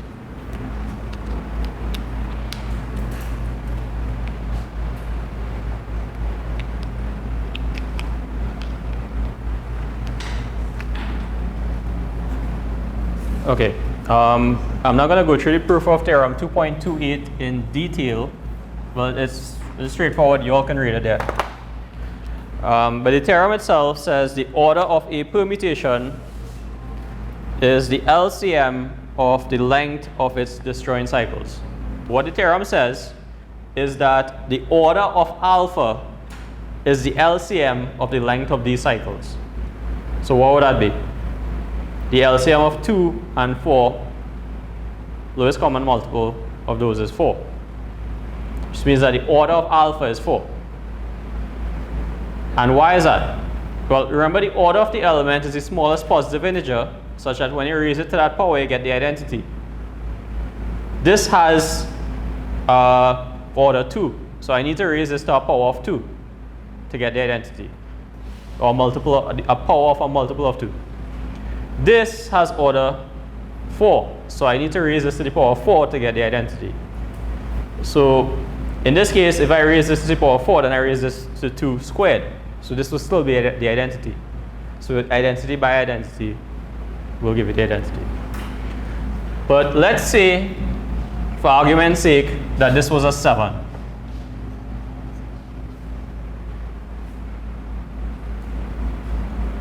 Right? Now, this has length 3 and this has length 4. If I raise this to the power of 4, or if I raise the whole thing to the power of 4, then this goes to the identity, but this doesn't go to the identity. This actually goes back to itself. Right? Okay, so if the order of alpha is equal to n, then alpha to the n is e, right? So alpha to the n plus 1 is alpha. That's straightforward, right? Just multiply both sides of this by alpha. Which means that if the order of this thing is 3 and I raise it to the power of 4, I'll get back the same thing. Imagine that, or if you want to call it something else, call it phi, because I have alpha there. Right? So if this is phi and I raise this to the power of 4, I'm going to get back phi, because the length is 3. Yep, that's why I use the LCM. It has to be a multiple of, the power has to be a multiple of 3. And this power has to be a multiple of 4. So the smallest multiple of both, smallest positive multiple of both is 12. And that's why it works. So the proof says if the cycle decomposition of an arbitrary permutation is phi 1 to phi r, where phi 1, phi 2, phi r are the string cycles, and then the order of phi is the smallest m, such that phi to the m is phi 1, phi 2,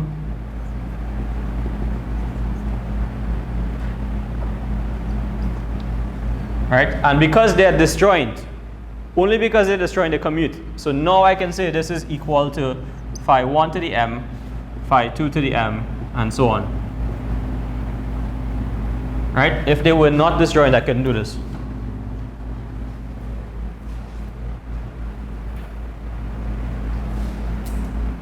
And the smallest m that works has to be is the LCM.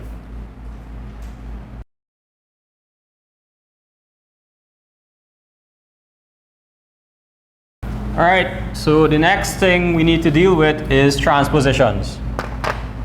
Basically, a transposition is a 2-cycle.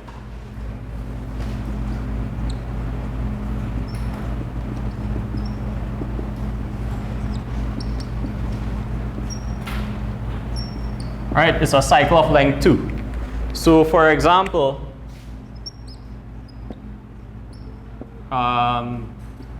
2, 3 is a transposition. 1, 4 is also a transposition. Anything that has length 2, any cycle that has length 2 is a transposition. Theorem 2.30 says every permutation can be written as a product of transpositions. In other words, no matter what the permutation is, well, first of all, we know that every permutation can be written as a product of disjoint cycles. But what this says is that further to that, we can reduce them to a product of transpositions. So every cycle, has length 2.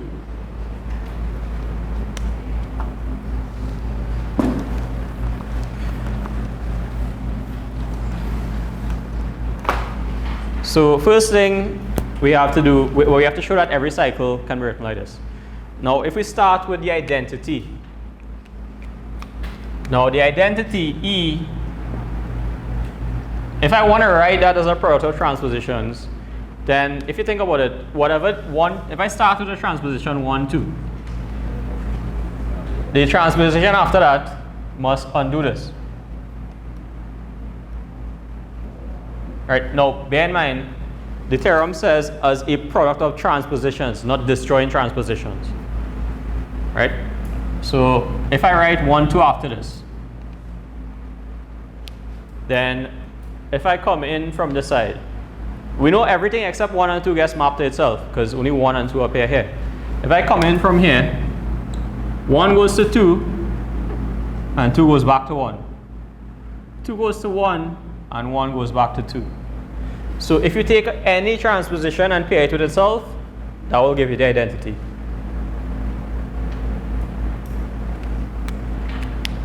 The reason being is because every transposition is its own inverse. So if you want if you want the identity, you multiply phi by phi inverse. So we get the identity.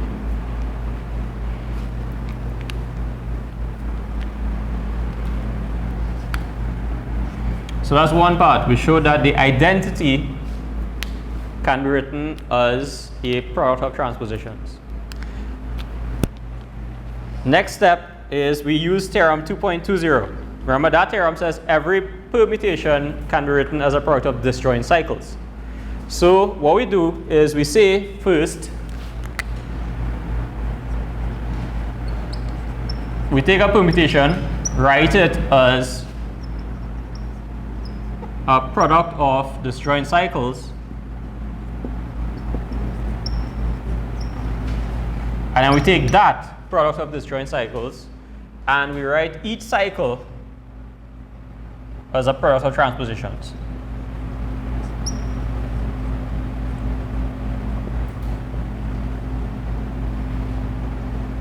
So what we need to do now is this can only work if we show that every cycle can be written as a product of transpositions. But that's easy. Right? As you see, it says here, if you take a cycle A1 to AM, then what you do is you say this cycle A1, A2 to AM is equal to, you take the first element here, or first number, and pair it with each of these, but in reverse order.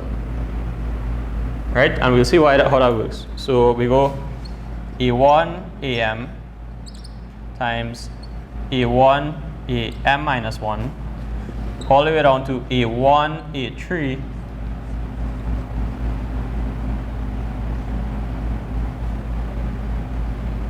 right? And this is the same as this. So let's take an example. We're going to go back to the same example we did before. 1, 2, 5, 4. If I follow this rule, then this is going to be equal to 1, 4, 1, 5, 1, 2. Is that correct? Well, let's see. What does 1 get mapped to? 1 goes to 2, and there's no 2 here, so it stays there. Right?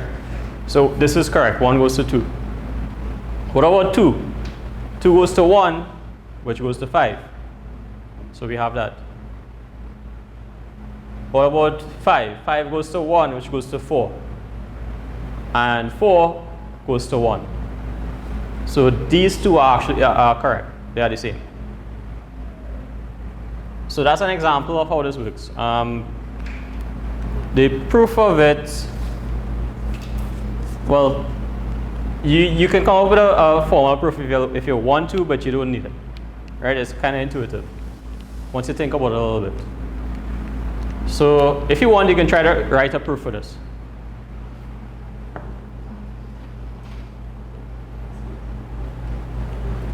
Example 2.31 is another example. Exercise 2.32 says, so a few of these exercises will actually refer to the questions on the previous page. Exercise 2.24 to 2.27. As well as example 2.21.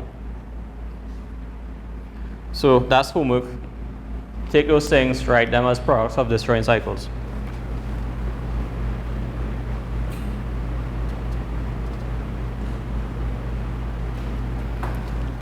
So if you, well, you could look at that, or you could look at the general case. Should I start with this? This is a 4 cycle. How many transpositions is this? 3, right? Because what you're doing is you're taking this one and pairing it with all the others. So what you'll have is whatever, if you have an M cycle, you'll have M minus 1 transpositions. Because this is like ignoring the first one, and then all the other numbers will appear once. So that's corollary 2.32. Any M cycle can be written as a product of M minus 1 transpositions. Definition 2.34 is also something important that you all will meet. I don't want to spend much time on this one, so I'll just go through it briefly. A permutation is even if it can be written as a product of an even number of transpositions, and is odd otherwise if it's an odd number of transpositions. So this is an odd number of transpositions, so it's an odd permutation. Now you have to be careful, because you might look at this and say they have 4 numbers, so it's a 4 cycle. 4 is even, so it should be even, but it's the opposite, right? If you have an even number of numbers in the cycle, it's an odd permutation. So theorem 2.35, an M cycle is even if M is odd, and odd if M is even. It's the other way around. That can be confusing sometimes.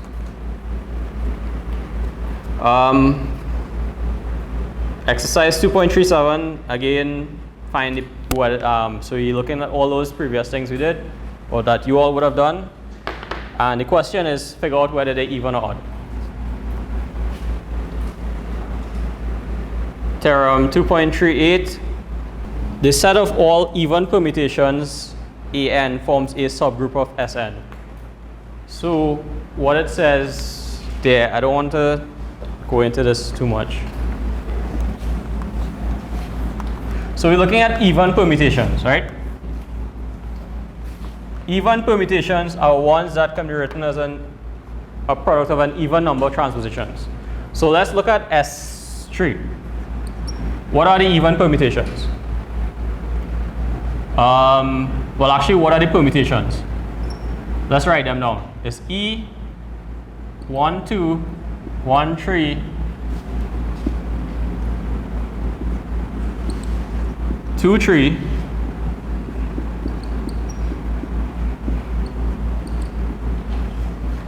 1, 2, 3, 4, 5, 6. Those are all the permutations. You all can verify this. These are the elements of S3. Right? So I can either keep all of them fixed. I can keep 3 fixed, 2 fixed, 1 fixed, or I can interchange them.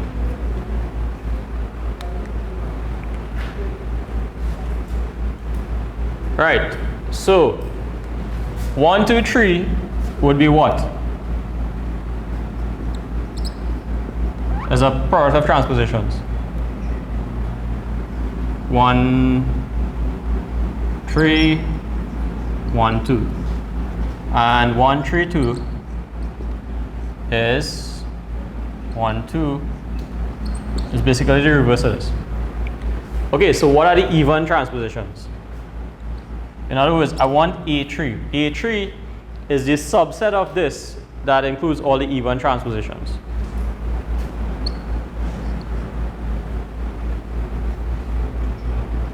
Remember, E can be written as a product of 2.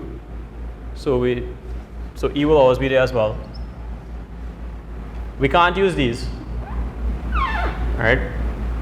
Because these are 1. So then it'll be these 2.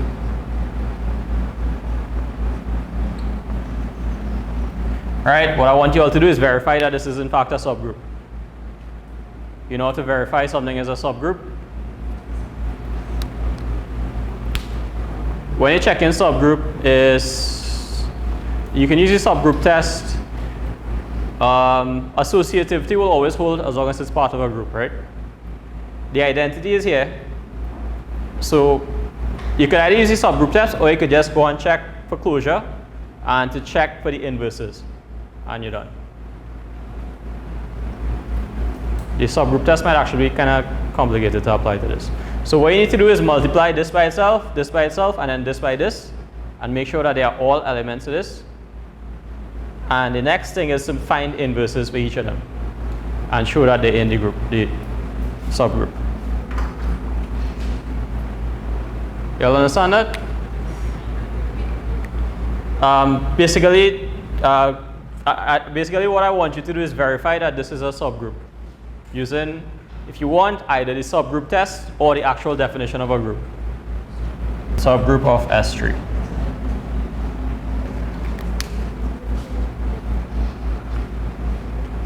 You only have 3 elements, so it's easy to check here. When you have to verify subgroup for like 6 elements, then you have to go and multiply everything. And then it gets complicated. So basically, you have a table, and the 3 elements will be a 3 by 3 table. You put each of these at the top and on the side, and then you multiply them out and see what you get. So you can use this to check closure, and you can also use it to find identities. The inverses. So it'll save time if you use the table. Okay, so before we look at exercise 2.39, we should do an example so that I explain exactly what you need to do in exercise 2.39. So the example we are going to consider is this question here. Find the elements of S3. So that's one important thing. Elements of S3 which leave invariant the expression x1 plus x2 times x3, where x1, x2, and x3 are real numbers. So when you're trying to figure out what this question is asking, first thing, what do you have to find?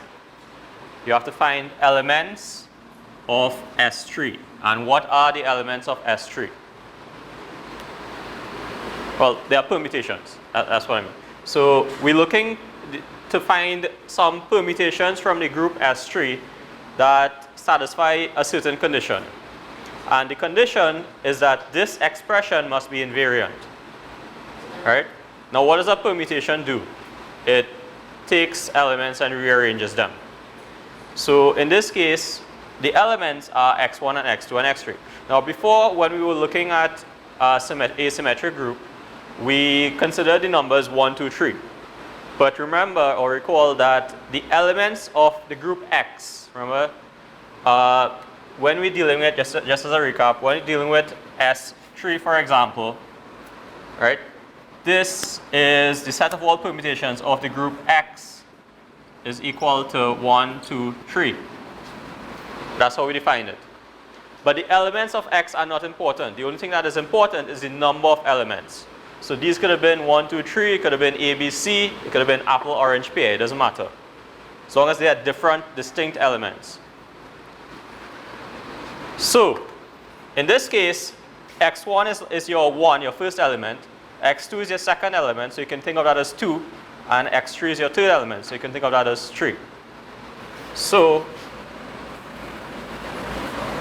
what we really need to do is find permutations, right, that map this to itself. So, okay, let's think about this. So we need to map, we need to find a permutation that maps, let's say, let me use a different color. Let's say x1 is mapped to A, x2 is mapped to B, and x3 is mapped to C. Now remember, A, B, and C are some rearrangement of these same elements. So if we have this, then x1 plus x2, x3 is mapped to what? Remember, x1 is mapped to A. So this goes to A plus what? BC. Alright, so let's say the permutation was phi. So phi maps x1 to A, x2 to B, and x3 to C. It also maps this thing to this. But we need this, we need the expression to be variant. So this has to be the same as this. So we need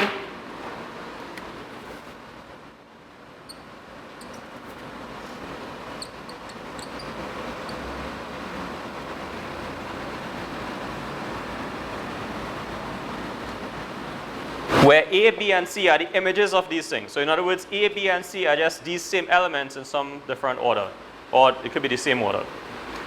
So comparing this now, if you have A plus BC is equal to this, right? You have one term here plus a product of two terms. One term plus a product of two terms. For these to be equal, they're different elements. The single terms must be equal to each other. And the product of two terms must also be equal to each other. So for that to happen, what do we have? Or let's consider x1 in particular. x1 has to be A. So in other words, x1 has to be mapped to itself. So, okay, where do I write this?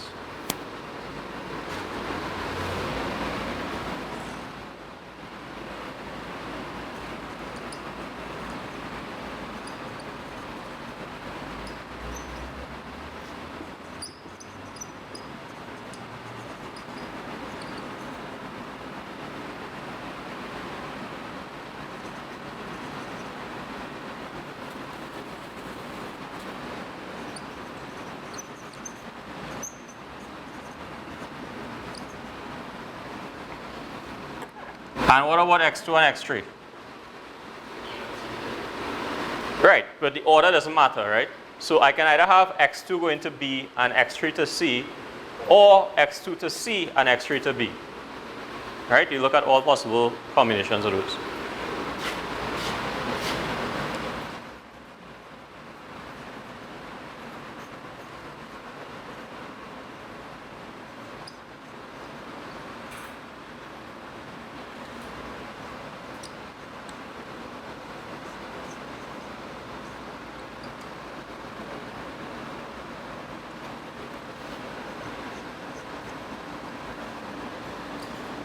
And these are the only permutations that will work.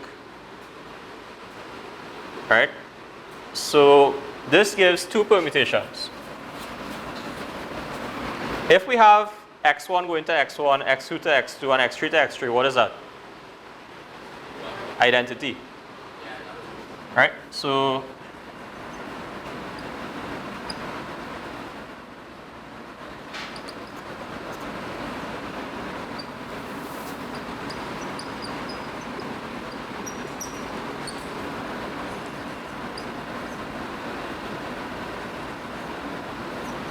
E, the identity. And what about the second one? The second one sends x1 to x1, x2 to x3, and x3 to x2. So, I mean, you can write that the long way, which is you can call it, let's say f, where define what f of each term is. Or you can use the other notation for permutation. Remember, another way to represent a permutation is you write it like this. So 1 goes to 1, 2 goes to 3, and 3 goes to 2. So I can say that, or there's a shorter way. If I write it as a cycle. As a cycle, what is this? 2, 3. Because 1 is fixed. 2 goes to 3, and 3 goes to 2. So I'll just write 2, 3. But you can call it phi, you can call it alpha, whatever you want. And just know that this is equal to that. Okay, so let's look at this set now. I have these two elements. Now, there's another way you could have come up with this. Alright? Now that you understand what the question is asking,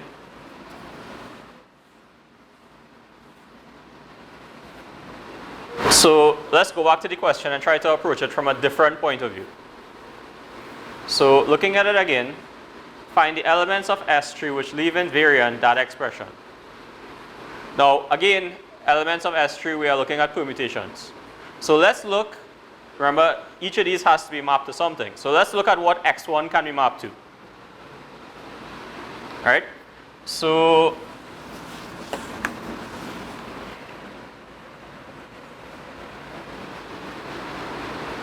if x1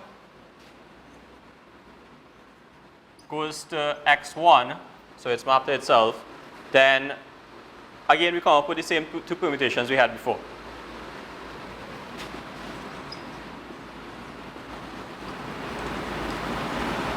And we use the same reasoning as before.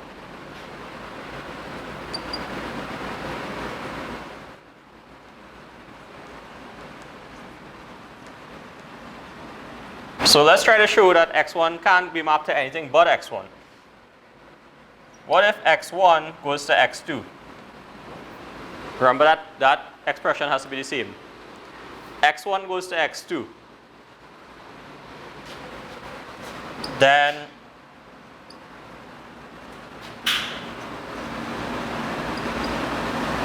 the expression is going to become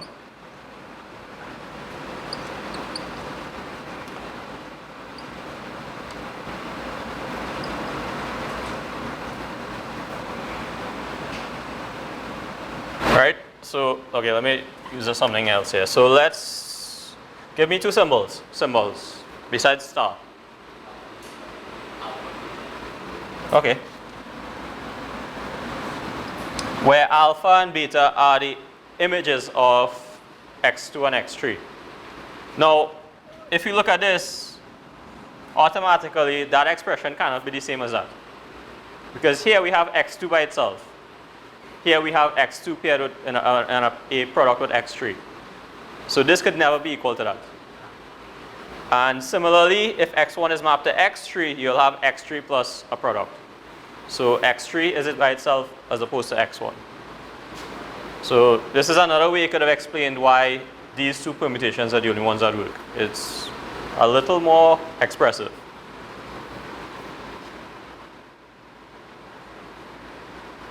Okay, so that part is done. We found the elements, we found the only ones that work. What are, you all remember what the order and parity of permutations are? Or yeah, permutations. What's the order for permutation? Okay, so when you think in order, remember there are two orders that you should know. Order of a group and order of an element. A permutation is an element. Order of an element is the smallest positive integer, such that when you raise the element to that power, you get the identity. So for E, the order is always 1. What about this? Remember, okay, so there's a word for something that is a cycle of length 2. Transposition. Okay, so if I take any transposition, in this case 2, 3, and multiply it by itself, what do I get? What does this reduce to? It's well, it reduces to the identity, because here 2 gets mapped to 3, and 3 gets mapped back to 2. So 2 goes to 2, and similarly 3 goes to itself. So this thing is the identity. In other words, this permutation squared gives you the identity. So the order of this is 2. So the order of this is 1, the order of this is 2. What about parity? Okay, so we define parity to be, well, okay, before we talk about parity, you take any permutation and write it as a product of transpositions. And if there is an even number of transpositions, we say the permutation is even. If there's an odd number, we say it's odd. So this thing is how many transpositions? No, this one. This is 1. So this it has what parity, even or odd? Odd. If you have an even number of transpositions, it's an even permutation. If you have an odd number, it's odd. So this is an odd permutation. This is what? Even or odd? Yes, it's even. Because you can write, because the thing I just erased from the board, 2, 3 times 2, 3 is E. So I can write the identity as a product of 2 transpositions. And 2 is even, so this is even. Okay, so we have that part done. We have order, we have parity. Last thing, is this a subgroup of S3 where the operation is composition as before? Yes or no? Well, if you're not sure,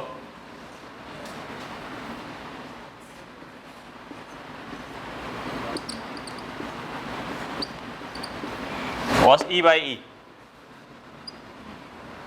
E. E by 2, 3 is 2, 3. 2, 3 by E is 2, 3. What's 2, 3 by 2, 3? E. So, what's the name of this table again? Cayley table, right? So, by looking at the Cayley table, we see that there is closure. Right? There's no product that doesn't exist in the set. And also, each element is its own identity. Right? So this is a subgroup of S3. Okay, so basically what I've done here is the procedure you have to go through when you attempt exercises 2.39 to 2.41. Except it is way more complicated because you have a lot more permutations. Right? And I think you all should try it, at least attempt it first, and if you get stuck, the solutions are in this thing, so you can look at it. The Cayley table for that question in particular, it's 8 permutations. So it takes a while to go through. But if you can go through it and you can understand how you get it, then that means you fully understand this topic. So it'll be good.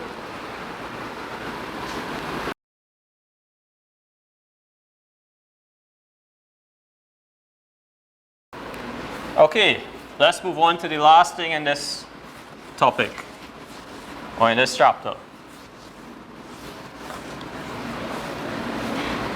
So now we are going to talk about symmetry.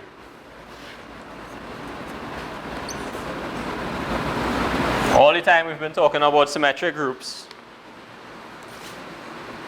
So now we see where the symmetry comes into it.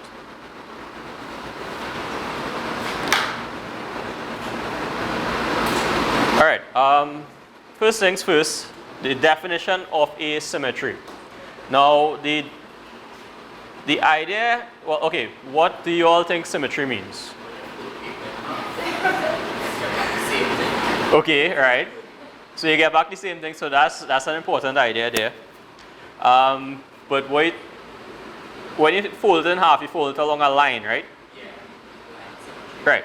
So, okay, that's a good term there, line of symmetry. Now, when we talk about symmetry, we don't talk about lines of symmetry. Right? So this is a more general term. It actually includes all that, but it's a little more general than that. So the definition of a symmetry is given here. It says a symmetry is a geometrical figure, a symmetry of a geometrical figure is a rearrangement of the figure that preserves the arrangement of vertices and sides as well as distances and angles. So there are 4 things it mentions there: vertices and sides, as well as distances and angles. All those 4 things, basically what they mean is that the shape of the figure is the same. So a symmetry is some permutation of the vertices itself, such that when you permute the vertices and you take a new figure and place it over the old one, it fits perfectly. Alright, and as we go through this, you'll see what I mean. Example 2.42. If we have a scalene triangle, what does scalene mean? No sides equal, no 2 sides equal.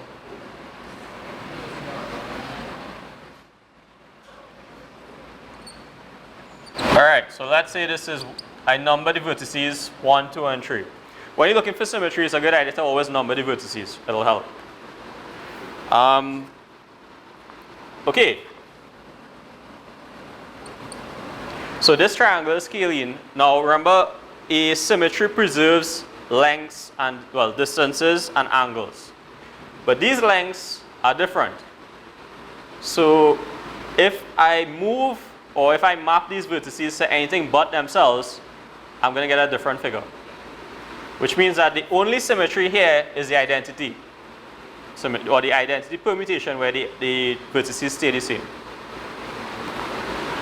So that's one thing, an important thing to bear in mind. When we're talking about symmetry, we're talking about a rearrangement or a permutation of the vertices. So the identity permutation will always be a symmetry. All right, so that's scalene triangle. And next, let's look at an isosceles triangle. Now I'm not very good at drawing, so this may not actually be an isosceles triangle, but let's see.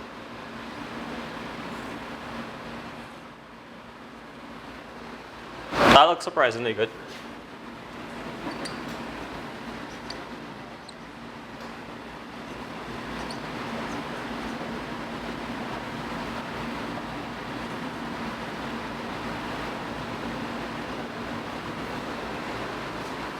Okay, so here, and this is an isosceles triangle, so these lines have the same length, these angles are the same. Right? In other words, if I were to interchange these two vertices, I get the same figure. And so when you say interchange them, one way to think of it is, this is the midpoint of the side. You reflect it in this line. So that's a line of symmetry. Another way to think of it is actually a rotation. This is going to be hard to picture. But let's say the triangle lies on this piece of paper here. So the line of symmetry is this line that goes vertically. Instead of reflecting it, what if I rotate the paper 180 degrees along that line? Right? If I rotate it along this line 180, basically it flips.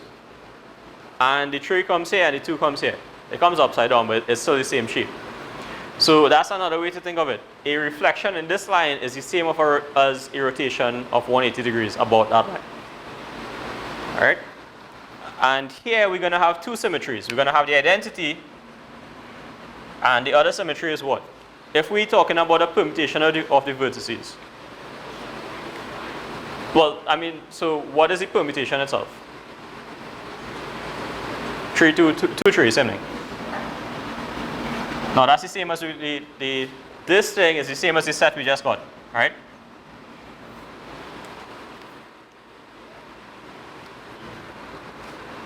So maybe you can think about it a little bit and see if you can find a connection between this and the question we just looked at as to why we get the same answer.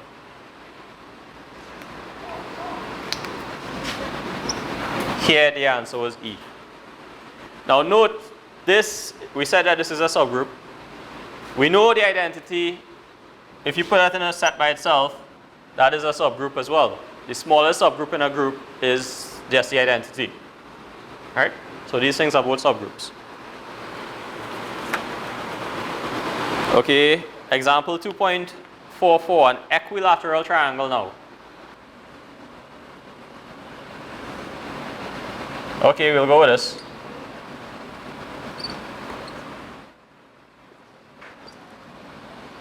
Alright, so here all the angles are 60 degrees and all the sides have the same length.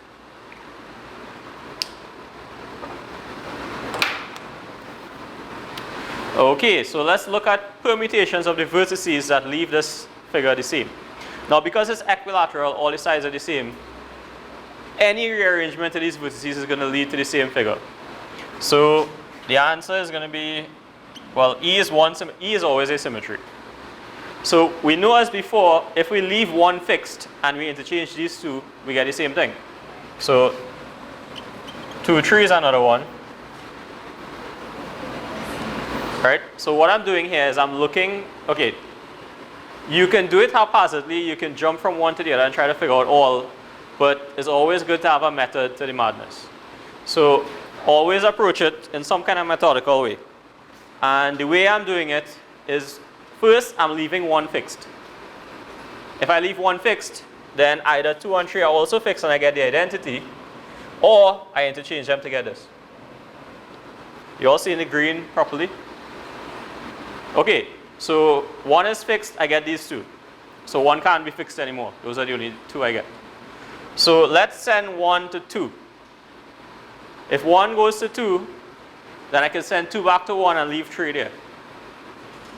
And I'll get the permutation 1, 2. Or if I send 1 to 2, I can send 2 to 3 and 3 to 1. So in other words, this is a rotation.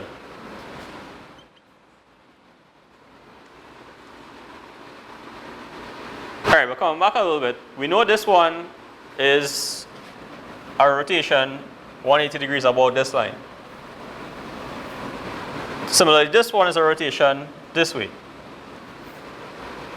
This one is a rotation about the center anti-clockwise. Right? So imagine you have this triangle and you rotate it this way 60 degrees. The 1 comes to the 2 position, the 2 goes to the 3, and the 3 goes to the 1. So that is what this permutation represents. Alright, we have 1, 2, 3, 4, we have 2 more to go. So 1 went to 1, 1 went to 2, now 1 has to go to 3. If we leave 2 fixed, we get this.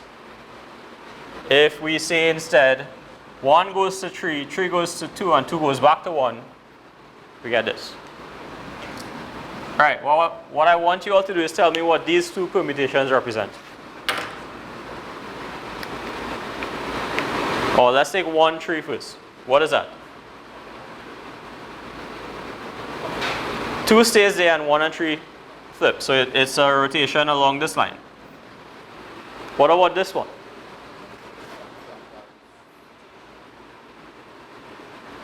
So, yeah, you can do it clockwise, but when we're dealing with, in abstract algebra in particular, when we're dealing with rotations, we always go anti-clockwise.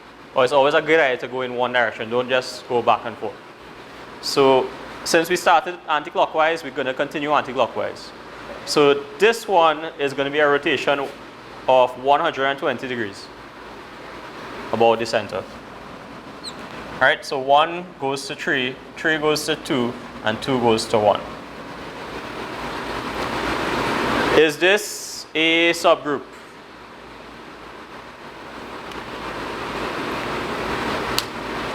Oh, what is this? This is S3. This is all the elements in S3. Right? So this is also a group.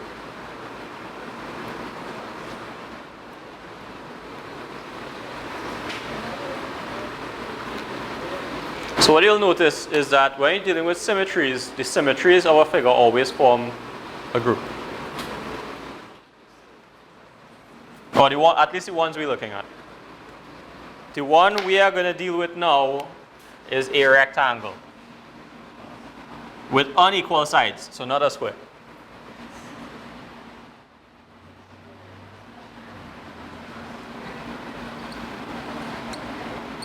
So this is equal to this is equal to this. Let's call these 1, 2, 3, and 4.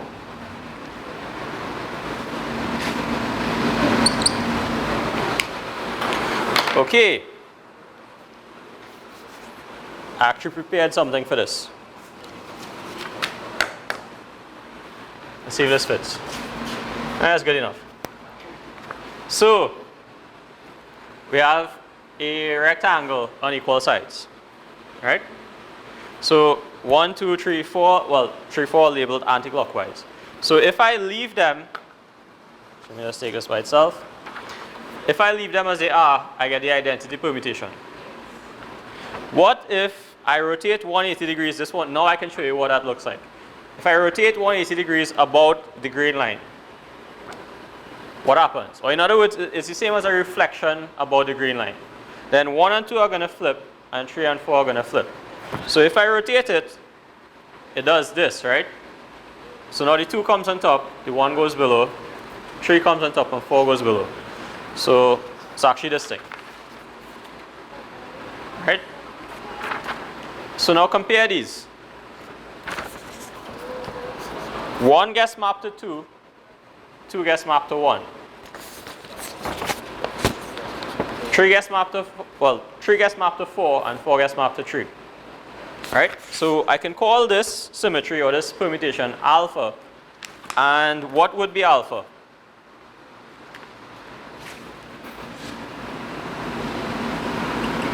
If I have this permutation, 1 goes to 2, 2 goes to 1, 3 goes to 4, 4 goes to 3. Yep, 1 and 2, 3 and 4.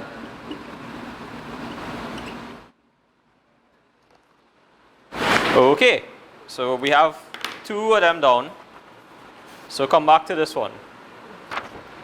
Instead of rotating around about the green line, what if I do it about the red line? So I rotate this way, 180 degrees. Remember 1 was here, it went here now. Oh, actually, so this is what it is now, right? This was the original thing. So compare it. 1 goes to 4 and 4 goes to 1.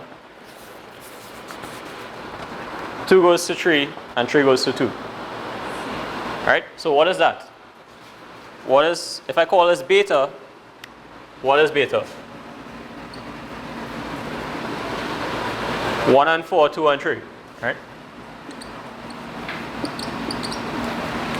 I'm going to have to erase this now.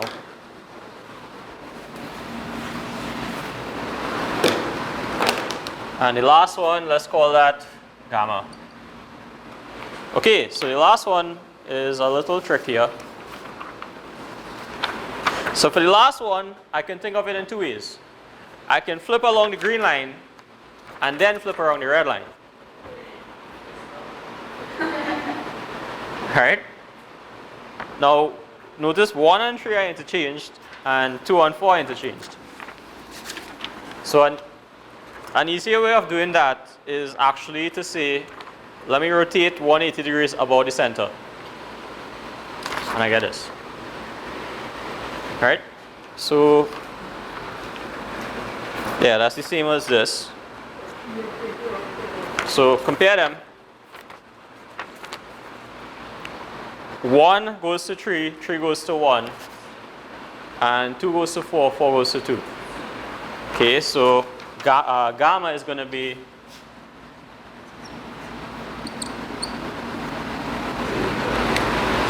right, and these are all the symmetries you can get. Because the sides are not equal, right? When you're looking at symmetries, look for some pattern you can use. Because the sides are not equal, 1 and 2 always have to be next to each other, and 3 and 4 always have to be next to each other when you perform a symmetry, right? So, and also the shape has to be like this, so it must end up like this. So you can do this, you can flip it like this, or you can flip it like this. That's the only 3 things you can do. Otherwise you get some different figure. Okay, so now we have these elements. Let's talk a little bit about them. Well, 4 elements, but the identity. Now, these things are products of 2 cycles, which means that the order of each element is what? How do you get the order of a permutation? Smallest positive integer, right? But if you have a product of cycles, it's the LCM of the orders of the cycles. So each of these has order 2. LCM of 2 and 2 is 2. So the order of each of these is 2. In other words, if I take alpha and I square it, I'll get E. Beta squared is E, and gamma squared is E. Now if I consider the group, or, well, let's not group yet. Let's say we consider the set E, alpha, beta, gamma. This thing is called the Klein 4 group.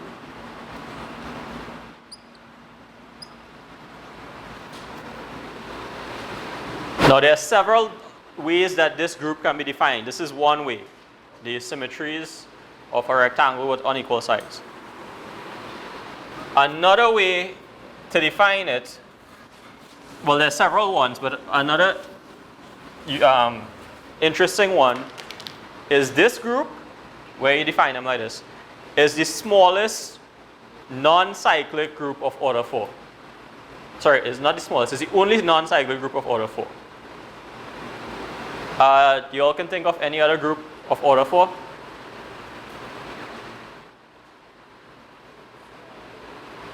That you've been dealing with a lot. Alright? 1 minus 1, I minus I, but that group is cyclic. Any group that is of order 4 and non-cyclic is isomorphic to this. Alright, so one particularly useful thing about this group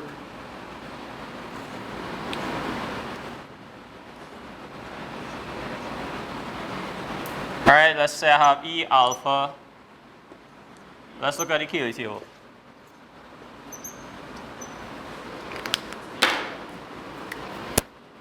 Alright, so you know the first row and the first column what that's going to be. Now you can work it out yourself, but in the Klein 4 group, when you take two distinct elements and multiply them, well actually we know this is E, E, E, right? Because they are self-identities. Right, but in the Klein 4 group, if you take two distinct elements and multiply them, two that are not the identity, you get the third element. So in this group there are 4 elements. Right? There's the identity and 3 others. If you take any 2 elements of these 3 and multiply them, you get the third. So alpha beta is going to be gamma. Alpha gamma is beta. Beta alpha is gamma. Beta gamma is alpha. Gamma alpha is beta. And this last one is alpha. So what I want you all to do is verify that. Multiply those elements and see that they satisfy these properties. Alright, that's homework. And that is it for symmetries. So we'll stop now. Any questions on this? So what I want you all to do is actually multiply those permutations and see that they satisfy these properties.